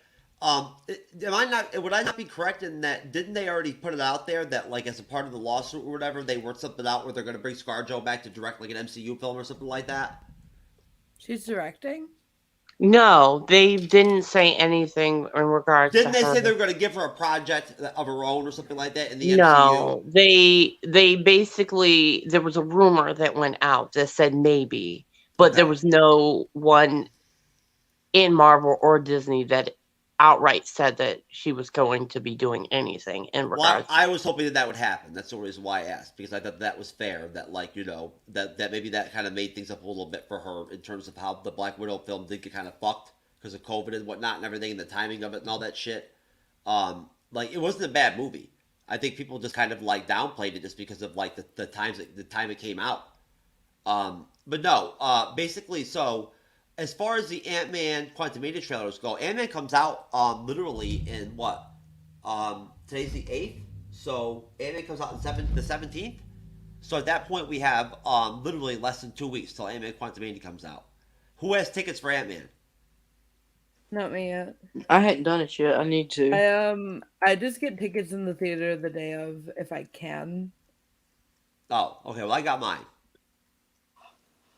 I did, and there was nobody in the theater like at all that like picked in the preceding or whatever and whatnot that had picked any of the seats at all other than me. So, okay, no problem, Sally. We'll see you soon. Thanks for coming on, dear. You're welcome. See Hey, you next time. Bye, I hope. Sally. Appreciate Sally. you coming by. Good to see you again. Yeah. I'm so happy you're doing so well now. Thank you. What was that, Jeff? Sally, I'll make sure next time you come on that I have all your stuff, like Renee mentioned earlier, that I'll have all your stuff pulled up and whatnot and everything, and I'm familiar with your new, your TikTok and whatnot, so I can pull it right up on Chrome and everything, and I'll be able to have it. Cool. Thank you. Okay? And thank you for coming on. Really, thank you very much. It's good to have you back. You're welcome, man. Right? And like Been I a long said, time. and yes, and Renee, Sally wanted me to let you know that you could reach out to her whenever you wanted to, you know what I mean, or whatnot and everything. So Okay. Try to like text me first, and because I did delete some people's numbers out of my phone. Okay. All right, no problem. Still have your messages though, so I'll look for them. Okay. Bye. No problem. Bye. Hi. Oh shit! What the fuck? Hit the X button, leave. There you go. oh my god. Anyways, that's funny. No, so I'll tell you though, I don't know, like, I mean, what's the vibe over on Sakaar with Ant-Man Quantumania? Renee, are people stoked? Like, I mean, are people excited? Like, What now? What was that question? I'm sorry. what's the vibe on Sakaar right now? Have you been on there as far as Yeah, I haven't really looked. I think they have a little quirky thing they do over there. I need to set mine up. We change our avatars on the website to match whatever. So I think they're doing the Ant-Man theme. Yeah, I figured that out. And so yeah, I need to go over there and do that. But yeah, I'm sure they're getting ready to do their thing over at Podcast Champions and whatnot. Renee, did you know that Jasmine's a writer too? No, I didn't know. Yeah, I'm a published author as well, and I'm currently working on my sci-fi, fantasy, like horror genre right now. Now, Jazz, honestly, just between me and you, the best bet for you would be to let me and Renee look at your writing, because you'll get a contrasted opinion from her than me. Well, you'll get crap. You'll get crap from Jeff. So. Oh, fuck you. Well, I didn't get to talk to Renee about it because when I was talking to Jeff about it, I brought it up to him when he called. So that's why I was like, I'm really, really happy with this one I'm working on right now. It is my version of Charmed with Black girls. Mm-hmm. And the way it's going is pretty good. I keep editing it just to see what I want to do with it, mostly because of the fact that no one's giving me feedback right now. Well, I don't know what I'm doing. You know what they always say in writing: you have to kill your darlings. So yeah. So if the no horrible one's giving thing. me feedback, I don't know if it's good where it is or not, and I'm like freaking out. So it's just like I keep writing I'll tell you what, forward Jazz. and then Well, going backwards. Jazz, Renee will tell you, I've been doing a lot of work lately on my end, like trying to kind of just like reorganize things in my life, like as far as like work practices go and like my life practices and trying to schedule you're things getting more. there. You're getting there. I'm trying. So at that point, I'm gonna write myself a note to make sure that I devote time. See, this is how I work with my TBI, the insomnia kind of. I have to like really like reinforce myself and write it down in multiple spots to remind myself to sit down for half an hour, and I'll sit down and I'll read your stuff for half an hour. That's about as far as I can go before I start to get like neurologically overloaded. You know what I mean? Okay. Like, you know, it's unless I really like something and it's like light reading, like Game of Thrones, I can read for like an hour, 2 hours. And that's what I'm reading right now. Is I'm going through those books. They're really good. But no, Jazz is a writer. I think you probably get some really good critical feedback from Renee. To be honest with you, and in general, I think that overall, you know, just knowing Renee in general for any person is a positive, right? Because she's a wealth of knowledge. You know what I mean? So, and she knows about porn driving, and nobody else does. Yeah, and porn driving trademark. Right? There you go. You heard it here, folks. It belongs to me. Don't anybody try to take that logo for themselves. Porn drive-in belongs to me and Jeff. So, Jasmine, what does it feel like? How does it feel like for you to know that your boyfriend sells you out all your secrets and shit and whatnot? And I know that, like, since you've been on the bleeding edge, you're all happier and shit and whatnot at home and all that, and you don't argue with Andrew as much and shit. Things are more like positive. That's kind of personal, Jeff. It's nice. I'm just fucking with it. I'm just joking. Well, I know, but we're still live, Jeff. I know that. No, it's good. It's a positive thing. It's been great, like, you know, watching Jasmine do so well on the show. That's my point. Oh, that's absolutely. Yeah, she's doing real well on the show. Absolutely. Yeah, that's all I meant. No, I didn't mean and Andrew's been coming on too. He comes on. He's great. And shares, and he's great. He has a lot. He's also a wealth of knowledge. Oh, I was hoping he was going to be on just tonight. like Jasmine. No, I sent him a link. Jazz, why didn't he come on? His stomach was upset today, so he didn't come on today. Fine. But that's fine. But we were thinking of coming on for the Marvel thing this weekend. Oh, awesome! You know what? All we're gonna do basically is we're gonna go ahead and we're actually gonna sit down and actually be able to do what we're supposed to do on Sunday, which is do Echo, the like all the way through, and then it's tied into Daredevil. That simple. Okay. We couldn't do it. We couldn't do it on Sunday, right, Renee? Just because of fucking technical difficulties, unfortunately. Yeah, it was a little technical, but it wasn't too bad. We got through it. No, I talked to Rich too, Renee. I'm going to meet with him tomorrow night, and we're going to do a dry run and try to get everything straight for him so he can get right back on the show. We can get it straightened out. Mm-hmm. Right? I'd rather get it out of the way and like get him back on and have a good show, right? Yep. That have to have him lingering and whatnot because he feels bad. Mm-hmm. But Jazz, so look on, what would you say that you put some new content up on your YouTube channel? Yes, I did. I just initially put up my me doing my makeup while updating everybody on what's going on with my life and everything. Tomorrow I'm doing my rewatch of Scream 1, and I'm going to post that tomorrow as well. Now that I have the program that I needed from the old laptop, I can officially start posting like regularly, which I said I was going to do what I did last time, is post once a week until I start getting back into the swing of things, and then start doing it twice a week. Hey, jump in the private chat at some point, and I know I don't know why I have such a hard time with this, but give me your YouTube channel again and whatnot, just because for some reason I struggle with that freaking title. I don't know why. Here, I'm gonna go at you wanted it, Renee. And since you moderated the show tonight, whatnot, and everything, here's your Pedro. Okay, here's your Pedro Pascal Saturday Night Live video. Okay. Just for you and Jazz. Thank you. I appreciate it. I haven't seen this yet, so I'll do my reaction video. I don't know if you can really react. Oh yeah, I guess you can.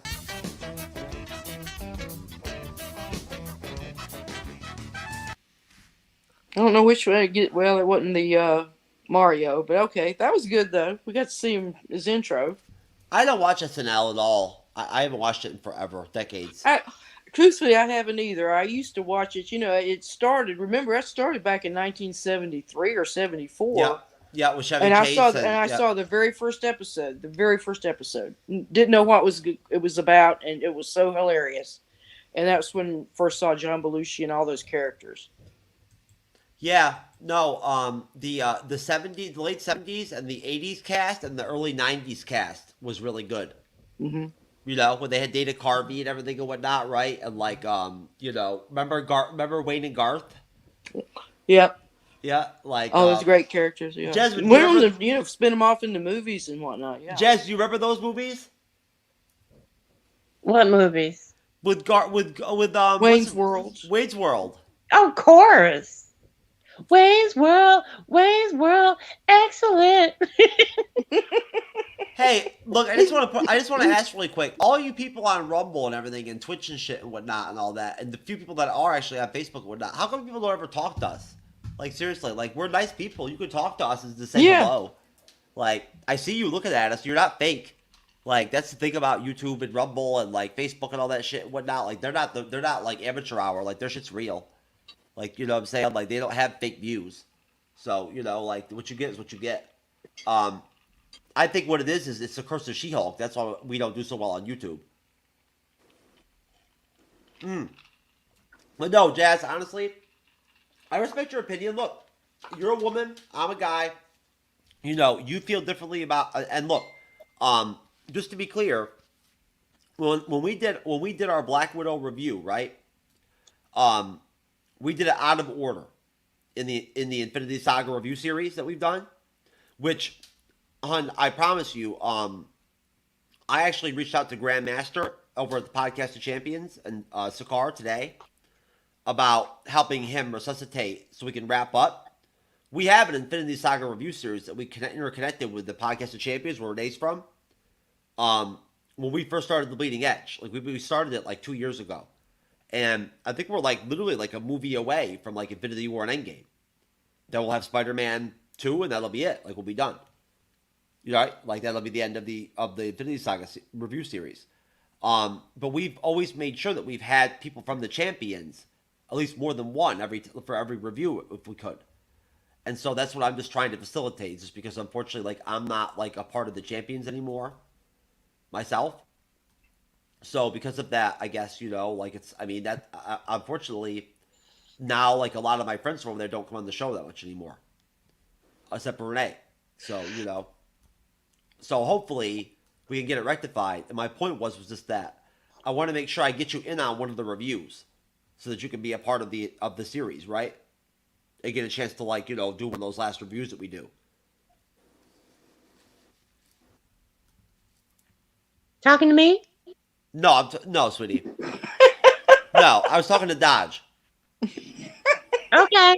Yeah. No, Jeff wants you to be a part of our final Marvel, whatever we have left until we start up the new phases in our review package. Oh my Anytime God. you want to come on. There you go. Well, I'm currently about to do my own rewatch of the MCU, my darn self. I know you are. I know you are. I'm super excited. I'm actually thinking of maybe I'll do it Friday.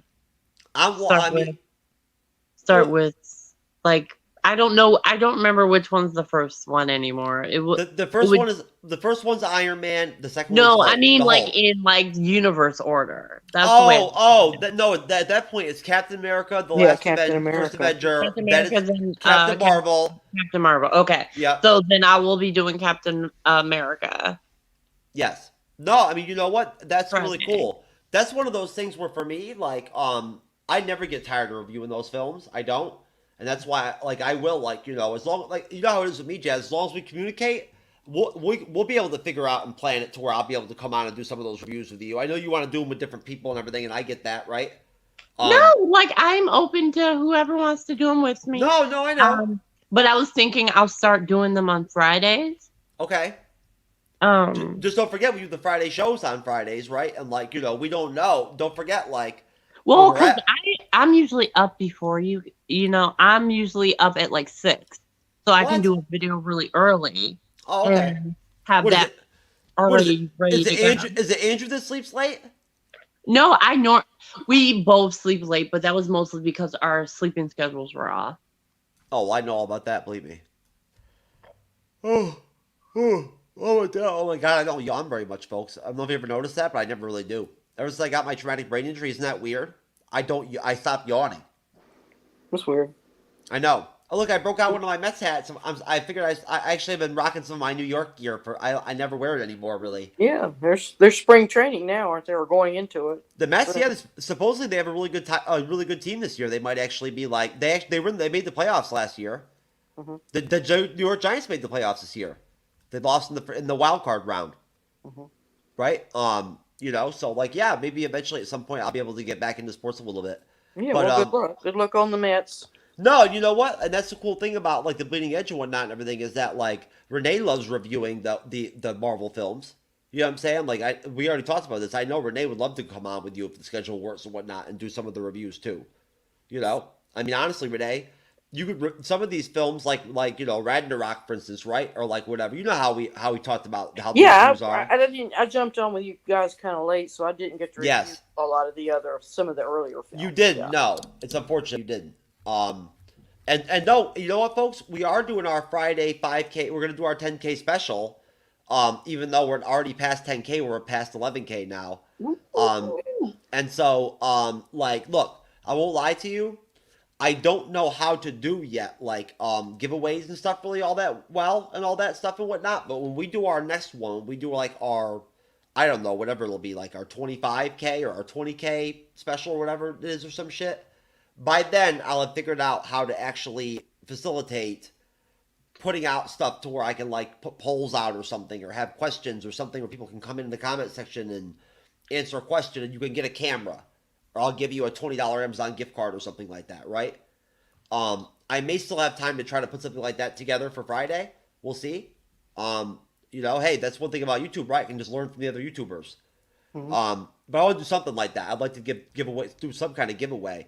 But what do you guys want to do on Friday to have fun? Like for like the whole point was supposed to have fun. Like I was hoping that like we could try to get as much of like our kind of core team as possible on the show. And then I'm just going to have kind of like guests from like the past just kind of weave in and out. But I thought we would basically just like watch like old trailers of like of all the classic MCU films that we like. What do you think, Jazz? I think, yeah. Jazz, what do you think about I'll tell you right now, Renee, if Jazz had been here on Sunday and she had seen that thing that Jeremiah did, she would have been fucking spellbound. Mm-hmm. He has a really good. Yeah, he had a really good show, a presentation put together. Oh yeah, and had it all ready to go and everything. Oh yeah, he smoked my ass. You would have loved it, Jazz. He was really good. That's the benefits of being a teacher. He probably does that every day. Sorry, I was crushing on Jeremiah for a second. Oh my God, you crush everybody. I mean, look, I don't have a type at all. I don't. Do you have a type? Me? Yeah, I don't have a type.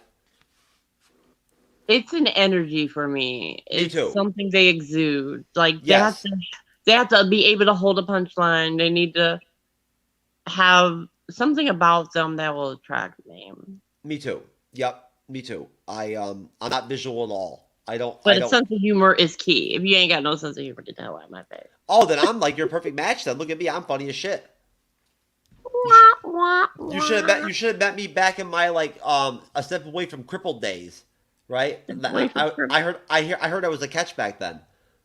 If you had a wheelchair, it would have been a catch. Well, you were catching that lady and put the She-Hulk picture back up. Hey, just to be clear here, Jazz, based off what you just said, I don't fuck around. When I've actually approached women on dating sites in wheelchairs and whatnot, I just told them flat out. Like, just to be clear, I do want to fuck you in your wheelchair. Like, I do want to. Like, that's part of the reason why I'm messaging you. Because I want to bang you in your wheelchair. Wheelchairs are hot. I can't lie. Yeah, no, literally, I tell them that. Why not? I have a wheelchair. Okay, now look at that guy in that inset. Look how adorable he is. Look at that. That's a good looking kid right there. Jazz, I'll tell you right now, no matter what, you'll never be able to top me on the grimy factor. I have actually turned out a fucking silver medalist Special Olympics winner before. All right? That's how fucking grimy I am. See, I'm trying to be PG because I know this is going to go on YouTube. There's nothing wrong with what I just said. It's the truth. No, because what I was going to say would have definitely got us. Oh. Well, it was all consensual. So was mine, but that don't change the fact that... Oh, what did you do? Like, jerk off some 3-year-old child or something? No. Oh my God. No. Jeff, Let's say Jeff, take during that my back. college Take that back. I'm so sorry, Jazz. I'm during sorry. my college years, let's just say, being someone who Oh my is God. a hermaphrodite, I've experimented with a male side of my anatomy and wore some men out. Let's just say that. Oh shit. Okay. And then had to carry them to the bathroom because they needed to pee. Oh man. So That's this is the reason why I'm giving right there. Well, I mean, those guys must have been like literally. Did they have the word beta like tattooed on their foreheads? Because like, they had the word. If having sex caused you to have They had beta, they had a handicap symbol on their head. hold on. I've never in my life ever had to have a woman fucking carry me to the bathroom so I can piss. Are you fucking kidding me? His legs gave out. Oh my God! Come on, man. She's a caring person. She's a caring person, Jeff. Jazz, you're so cold. Will you stop? I Let's love Jazz just say to it death. was about. You're so mean to me, Renee. 12 about inches Jasmine. ago. How about that? I'm so nice to Jasmine. I treat her Hormones so were a well. And she knows it too. I love her to death. I'd do anything for her, and she knows it. So it's what I'm saying. Like seriously, no, you can pick on me all you want.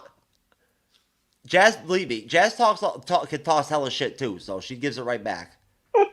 She's not scared. I believe it. She's not scared of me.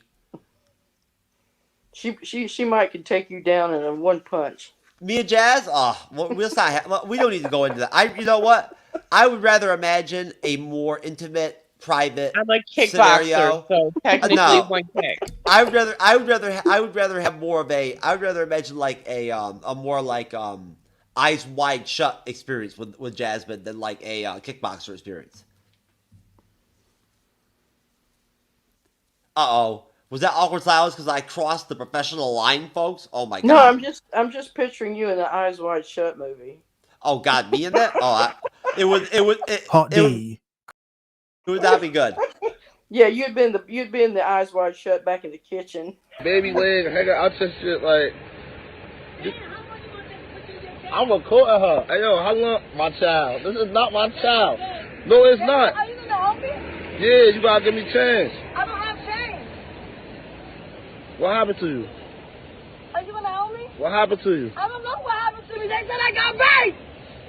What? Can you help me, please? They said I got raped. They said I got raped. Can you help me, please? Oh my God, this is so what? This is good footage right here.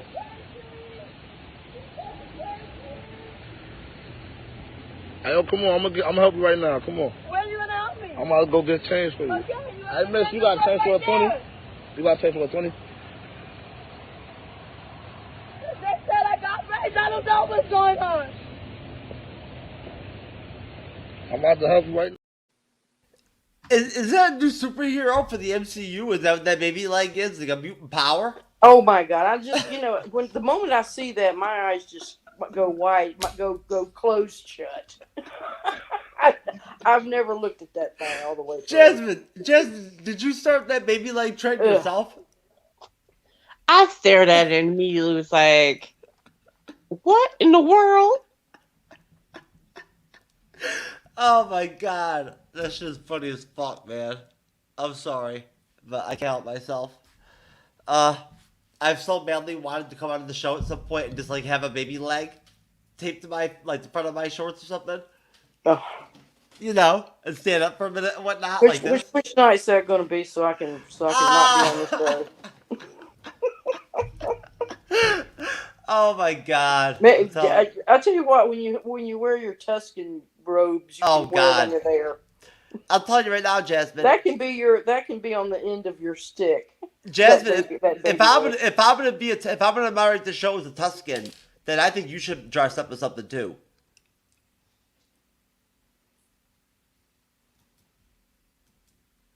You want me to dress up as something? Yeah, why not? You know? No, I'm just kidding. You don't have to dress up. No, don't. He did. I'm just kidding. I'm joking. I would probably come as an Ewok. No. If anybody at the show needs to be wearing fucking outfits and shit and whatnot to get attention, it should be. Right? It's only fair. I'd be an Ewok. Hey, you know what? I can picture you right now as an Ewok. Good luck finding a fucking Ewok costume big enough though for you though. How tall are you? Like what? 5'8"? I'm 5'9". There you go. See? Good luck. You know the Ewoks are like 2'1", right? The Oh, are Ewoks. we looking at the wasps? Yeah. And Yeah. okay. The Ewoks are about as fucking valuable to me as fucking Drogo or Frogo, whatever the fuck his name is. I can't hear anything. That doesn't make sense. But everywhere I go, people tell me the same thing. Thank you, Spider-Man. Ah, that's so funny. People still need help, Dad. Thank you, That's why we made Spider-Man. this.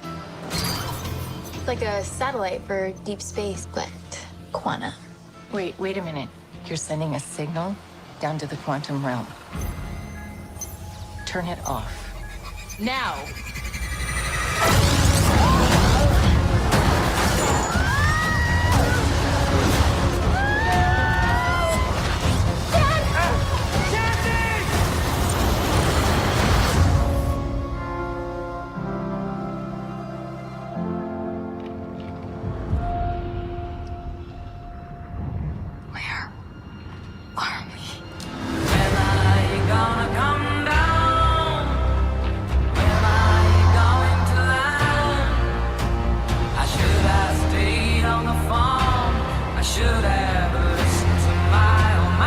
Secret universe beneath ours. What are you so afraid of? There's something I never told you. This place. Listen to that It shit. isn't what you think. Listen to his voice.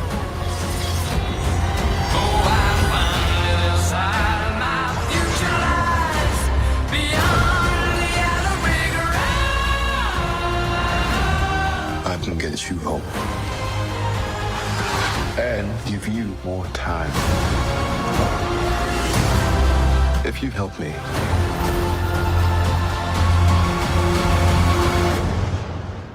So, what's it gonna be? Ant-Man.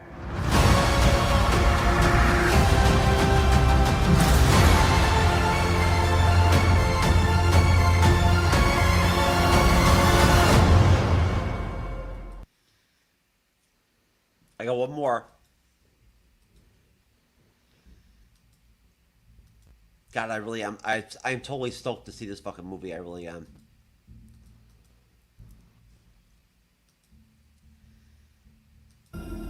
You're an interesting man, Scott Lang. You're an Avenger. You have a daughter. But you've lost a lot of time, like me. We can help each other with that.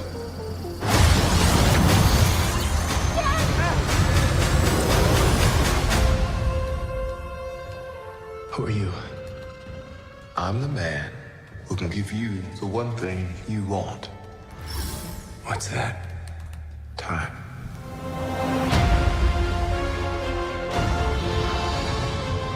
It can rewrite existence and shatter timelines. You cannot trust him. I don't care who this guy is. I just lost so much. He can give us a second chance.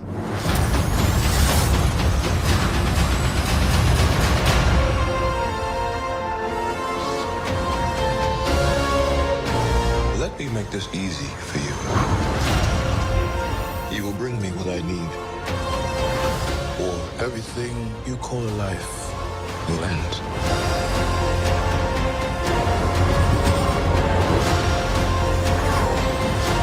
This is all my fault.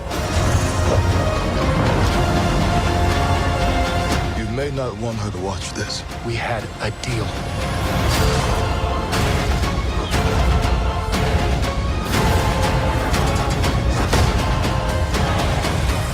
Oh my God. You thought you could win.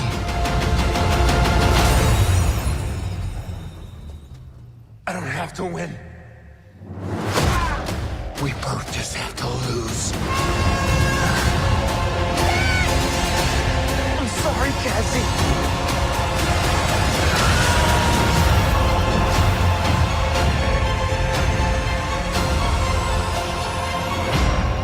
Holy fuck, that is such a good trailer. Holy Mhm. shit. Oh my god. Holy fuck. I'm serious. Are you guys? Is it just me, or is like? I'm sorry. I'm not even talking about. I mean, of course, he changed his voice. He had, like from He Who Remains completely to like what this Kang. You could tell it's totally different. His tone's different. His cadence is different. He's slowed down his speech patterns, right? So he sounds more soothing and more almost like cunning, almost, right? But his voice itself just has this power to it, doesn't it? Oh yeah, he has a great voice. Yeah, and like you say, when he was He Who Remains, he something sort of impish about his voice. He was more, he wasn't the serious guy. He was, everything was kind of a joke to him at that point. Well, So, that's yeah. because of as in his variant life of in his version of Kang, he decided to do what he did, right, and like live forever or whatever, Right. essentially infinitely, right? Yeah. I'll tell you right now, Daz, is it am I the only one that's seeing like these connections visually to Doctor Strange: The Multiverse of Madness and also Loki?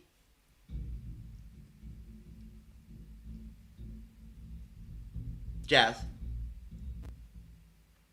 No, you're not the only one. But honestly, I think at this point they're being a little bit more forthcoming with connections to that because of the fact of where they're going with the multiversal saga. Yes, with than opposed to how they were more linear with it and the previous phases with the Infinity Saga. They were little teases here and there. Now they're being a little bit more forthcoming about it. No, you know what? That's a great Renee. That's a great point that Jasmine makes right there. That ties right into what we talked about on Sunday about how basically the way the MCU is looking at things right now to make it work for Secret Wars, how that's gonna play out, right? Is that basically for the way the MCU is gonna do it is they're gonna lump time, different dimensions, different realities all into one category, which is reality, right? That's reality, okay? All in one shot. That all of it goes into one shot. Anything like of the Doctor, like anything mystical, that shit, that all goes into reality. Time, all of it. And at that point, what's going to end up happening? And Jasmine, you tell me if this is if you agree with me on this. What I believe they're going to end up doing is that Kang is going to cause we're going to get the multiversal Kang war, right? That's coming, right, in the next couple of years based off the finale of Loki. In fact, we might even start to see like the beginning of it in Loki season 2. Well, doesn't that basically amount to the Kang and somebody else? I'm not. It may be the other Kangs. Is it another Kang? Okay. It's all the Kangs. They fight. And they build Dynasty, teams. though. They build teams that of Avengers of Avengers and other stuff, I guess, that then fight each other. No, Jess, what I was going to say to you was that through that Kang multiversal war, I believe what's going to happen is that's what's going to actually like crumble and destroy reality and fracture it completely to where we're gonna end up with Battle World. Does that make sense? Right? We're gonna end up with the split. Everything The just kind of Battle War collapses. is basically what Secret Wars is, though. What's that, Jazz? Secret Wars is Battle World, basically. It is, yes. So do you get what I'm saying though? Like my logic and where I'm going But with it. when we're doing the whole King Dynasty thing, that is when we get to the point of all the kings fighting. Yeah, so it makes sense, right? That like through their war or whatnot, that would cause the reality to fracture. I believe that what they're trying to do is they're going to reboot the universe and introduce those characters from that have been introduced during Secret Wars as people that's how they could bring the X-Men. Well, I think what she's saying or what you're saying is that everything just sort of collapses down into this ball of chaos that Kang controls. The Kang's control. Yes, and in the comics, Doctor Doom is the one that runs Battle World, right? Right. Now, that's the question: is how they're going to flush that out? Is Kang and Doom going to like team up, right? Like how we don't know. Or have opposing teams. Yeah, we Well, don't know. Doctor Doom is from the same place that Scarlet Witch is in the comics. So basically, No, he's not. He's from Latvia. but isn't that technically in the same same area of Europe that Scarlet Witch was originally from before she was thrown out of? Mm, I don't. You know what, Jazz? Honestly, I don't know for sure. So I'm not gonna. You know what? For Because one, I thought that's what their hey, you correlation listen. You was. proved me wrong enough times that I'm not even gonna answer right now.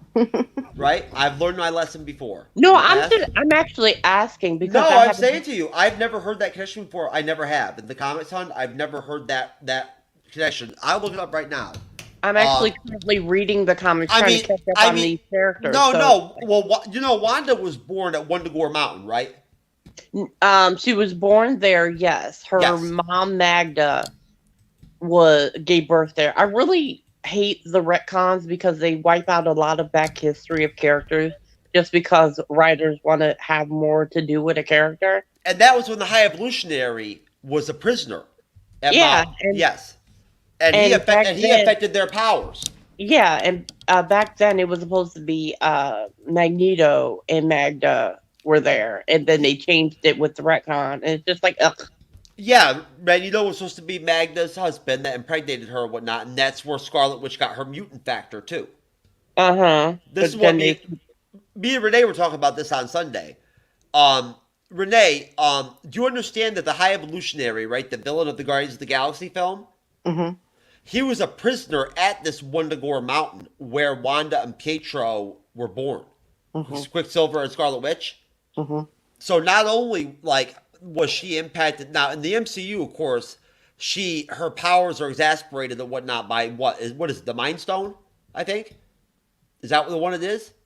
No, the Mind Mind Stone basically just unlocked untapped powers of chaos. It didn't actually give her mutant ability. No, I know that. No, that's not what I'm saying. It just augmented her powers. It increased them or activated her full potential, right? Yeah, they basically call forth the Scarlet Witch to be activated in her in this reality. They're never going to call her a mutant, Jazz. She's never going to. I don't think they're ever even going to reveal her as a mutant in the MCU. They're slowly introducing that. In an interview way back in the day, they said she was the first mutant, and then they were like, let's take that away. It doesn't fit for her though, for her character. It does because of the fact of her being able to use Hex ability when she was a kid had nothing to do with chaos magic. But hasn't the MCU already kind of connected it to the Mind Stone? No, the comics connected to the comics connected to the mutant power. Her probability hexing happens to be related to her mutant gene. It has nothing to do with her magic. Magic in the comics you're talking about, yes. But she draws her power. She draws her power to do her hex from that particular. Jazz, I'm talking in the MCU. Yeah. No, even in the MCU, they allude to that with WandaVision when they show her and her brother Pietro trapped under the bed, and she reaches her hand out, and then suddenly the bomb doesn't blow them up. Right. Yes, that's true. But she doesn't have. But she does not have the power to fuel. She has her mutant ability activated due to stress. That's what they say in the comics. What is the whole point of that scene then, where she's in the prison? This is in WandaVision, and the and she's the former to the Mind Stone Witch, completely, and then zaps her with what becomes Loki's, or what is Loki's scepter, or becomes Loki's scepter with the Mind Stone in it. What was the point of that scene? Okay, that scene right there is actually the stone was attracted to her. It saw the abilities trapped within her and basically unlocked it. That's all it did. So that did not transfer the Scarlet Witch, because the Scarlet Witch now it visits her with the scepter. The Scarlet Witch, it was showing her what she could become.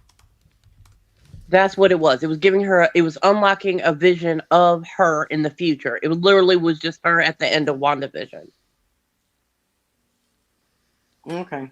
And like in every reality, there's only one Scarlet Witch is basically So what really, they said in so the really, the MCU. Infinity Stone had nothing to do with her at all. She would have become that without the Infinity Stone. Yeah, she would have became it without it. It just unlocked. It gave her an extra boost heading that way. And That's they why she did, was so strong.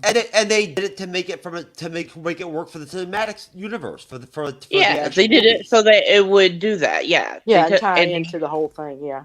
Yeah, because Yeah. they couldn't introduce Magneto at that point. They didn't have the film rights to him. Yeah. Right? We don't even know if we're going to get Magneto. And that was the cool thing about WandaVision, right? Was that, like, I remember reviewing it. And, like, honestly, there was such a fervor, like, that we And were going I've to get. noticed that. Huh? I've noticed she has the abilities of all the Infinity Stones. If you really pay attention to her abilities, it feels like she is like her own Infinity Gauntlet. Well, no, because she can't dictate time. At all. Like, she can bend reality. Reality's not time. It's not like that. And she doesn't have the Power Stone abilities either.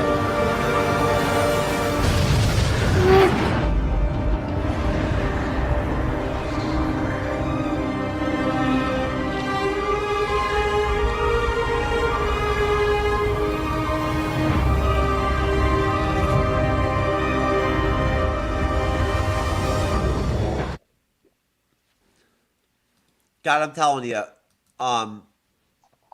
honestly, Renee, I'm prepared to learn from Jazz here on these reactions she's gonna do and whatnot with like her and stuff and whatnot, because I told you before. I mean, I'm fucking with Restream still, trying to get shit straightened out with them because I don't like how my reaction videos are going. And so I'm seeing these people on YouTube. I'm sure Jazz. I already know for a fact that Jazz has the same feelings that I do about this. I see people on YouTube every day, right, that are eating off YouTube, right? All they're fucking doing is just reacting and watching popular shit that they want to watch on TV and shit like that and talking, right? Yeah. I can do that shit too.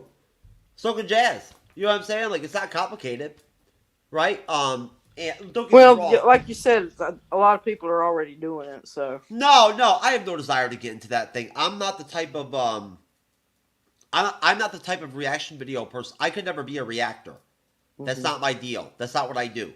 I'm a moderator. I'm a host, right? Like, you know what I'm saying? Like, I drive discussion. Like, Right. I like to put people together. I don't want to do interviews, right? That's why I don't do them. You know that. I don't do standard interviews. I don't believe in them. If I have to, I will. If it's a must-have thing for the Bleeding Edge, if it will help us, I'll do it. But like other than that, I think they're stupid and they're stale and they're like stereotypical as fuck and they're boring. And all these writers and everything and whatnot and these like more high-level guests and shit, that's all they do on other shows. Is these same questions over and over and over again. Why do it to them again? right. You know, so that's the thing, is I just think it's stupid. I don't like doing interviews. They're played out. And like, you know, honestly, I don't know how you guys feel about it, but I have no desire to go on podcasts and whatnot and talk about serious shit, like straight real life stuff, like serious stuff for hours. That's just depressing. I meet people who make that kind of content and whatnot. I don't mind pitching in here and there on like a mental health show once in a while. I will, right? Because of my TBI and what I've been through. I will, and I am empathetic. You know, of course I am. I think mental health issues are really important. And I've tried here and there. I have. I think you have too, Jazz, to try to go out there and publicly talk about some of my stuff to try to help other people. I have. But at the same time, I just can't I can't imagine. Can you imagine, Renee, doing shows where all you do for 2 or 3 hours is talk about fucking like sad shit?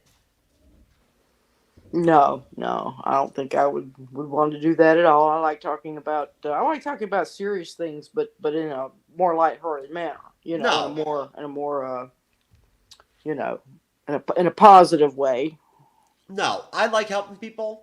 I know it's funny. It's not funny, the idea of like if we had the ability to have people call in. If we could do something like that and we could help people doing it, I'd be all about that.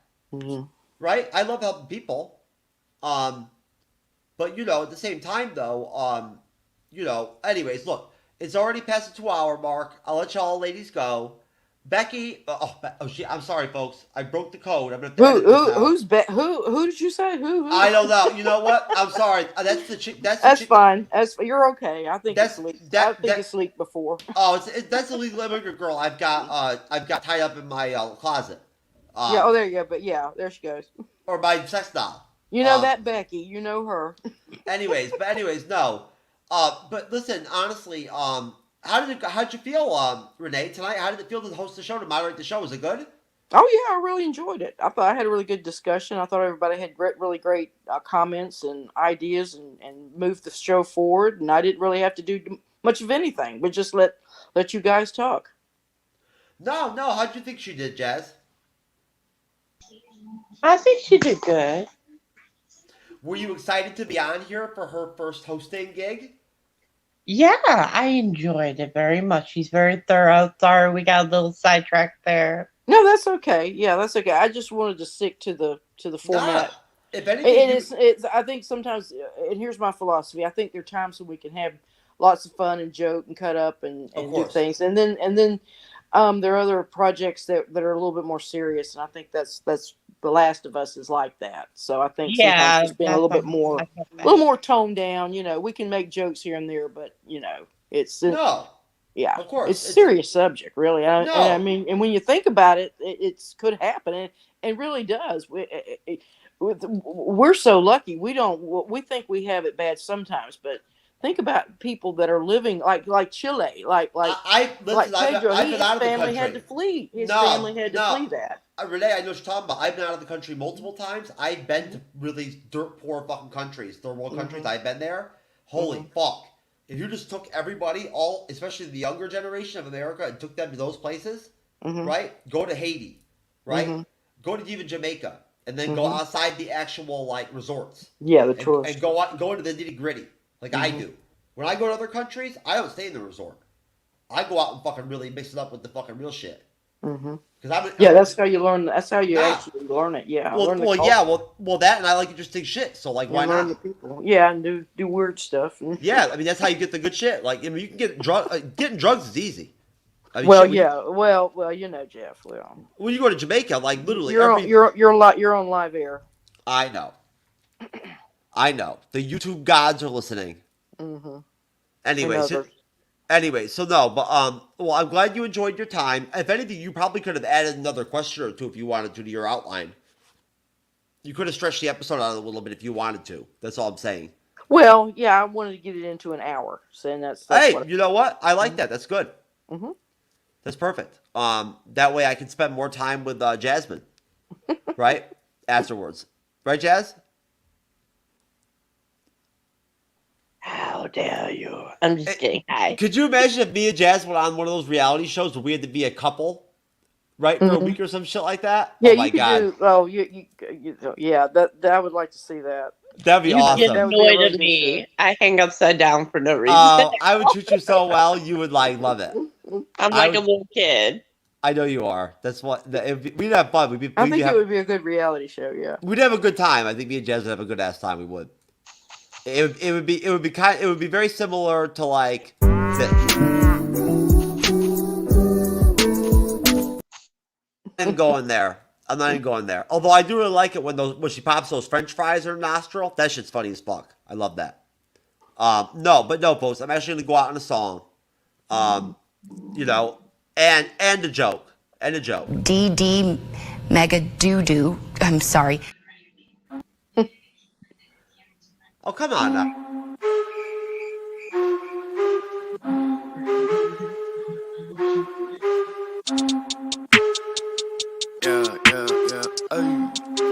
Hey. I said, excuse me, but you don't understand where I'm at. I was all around the world, on span, across the map. I've been laying low and now it's time to pop up, bitch, I'm back. Now I'ma run it up. Snooze on the kid that you dumb or what? You better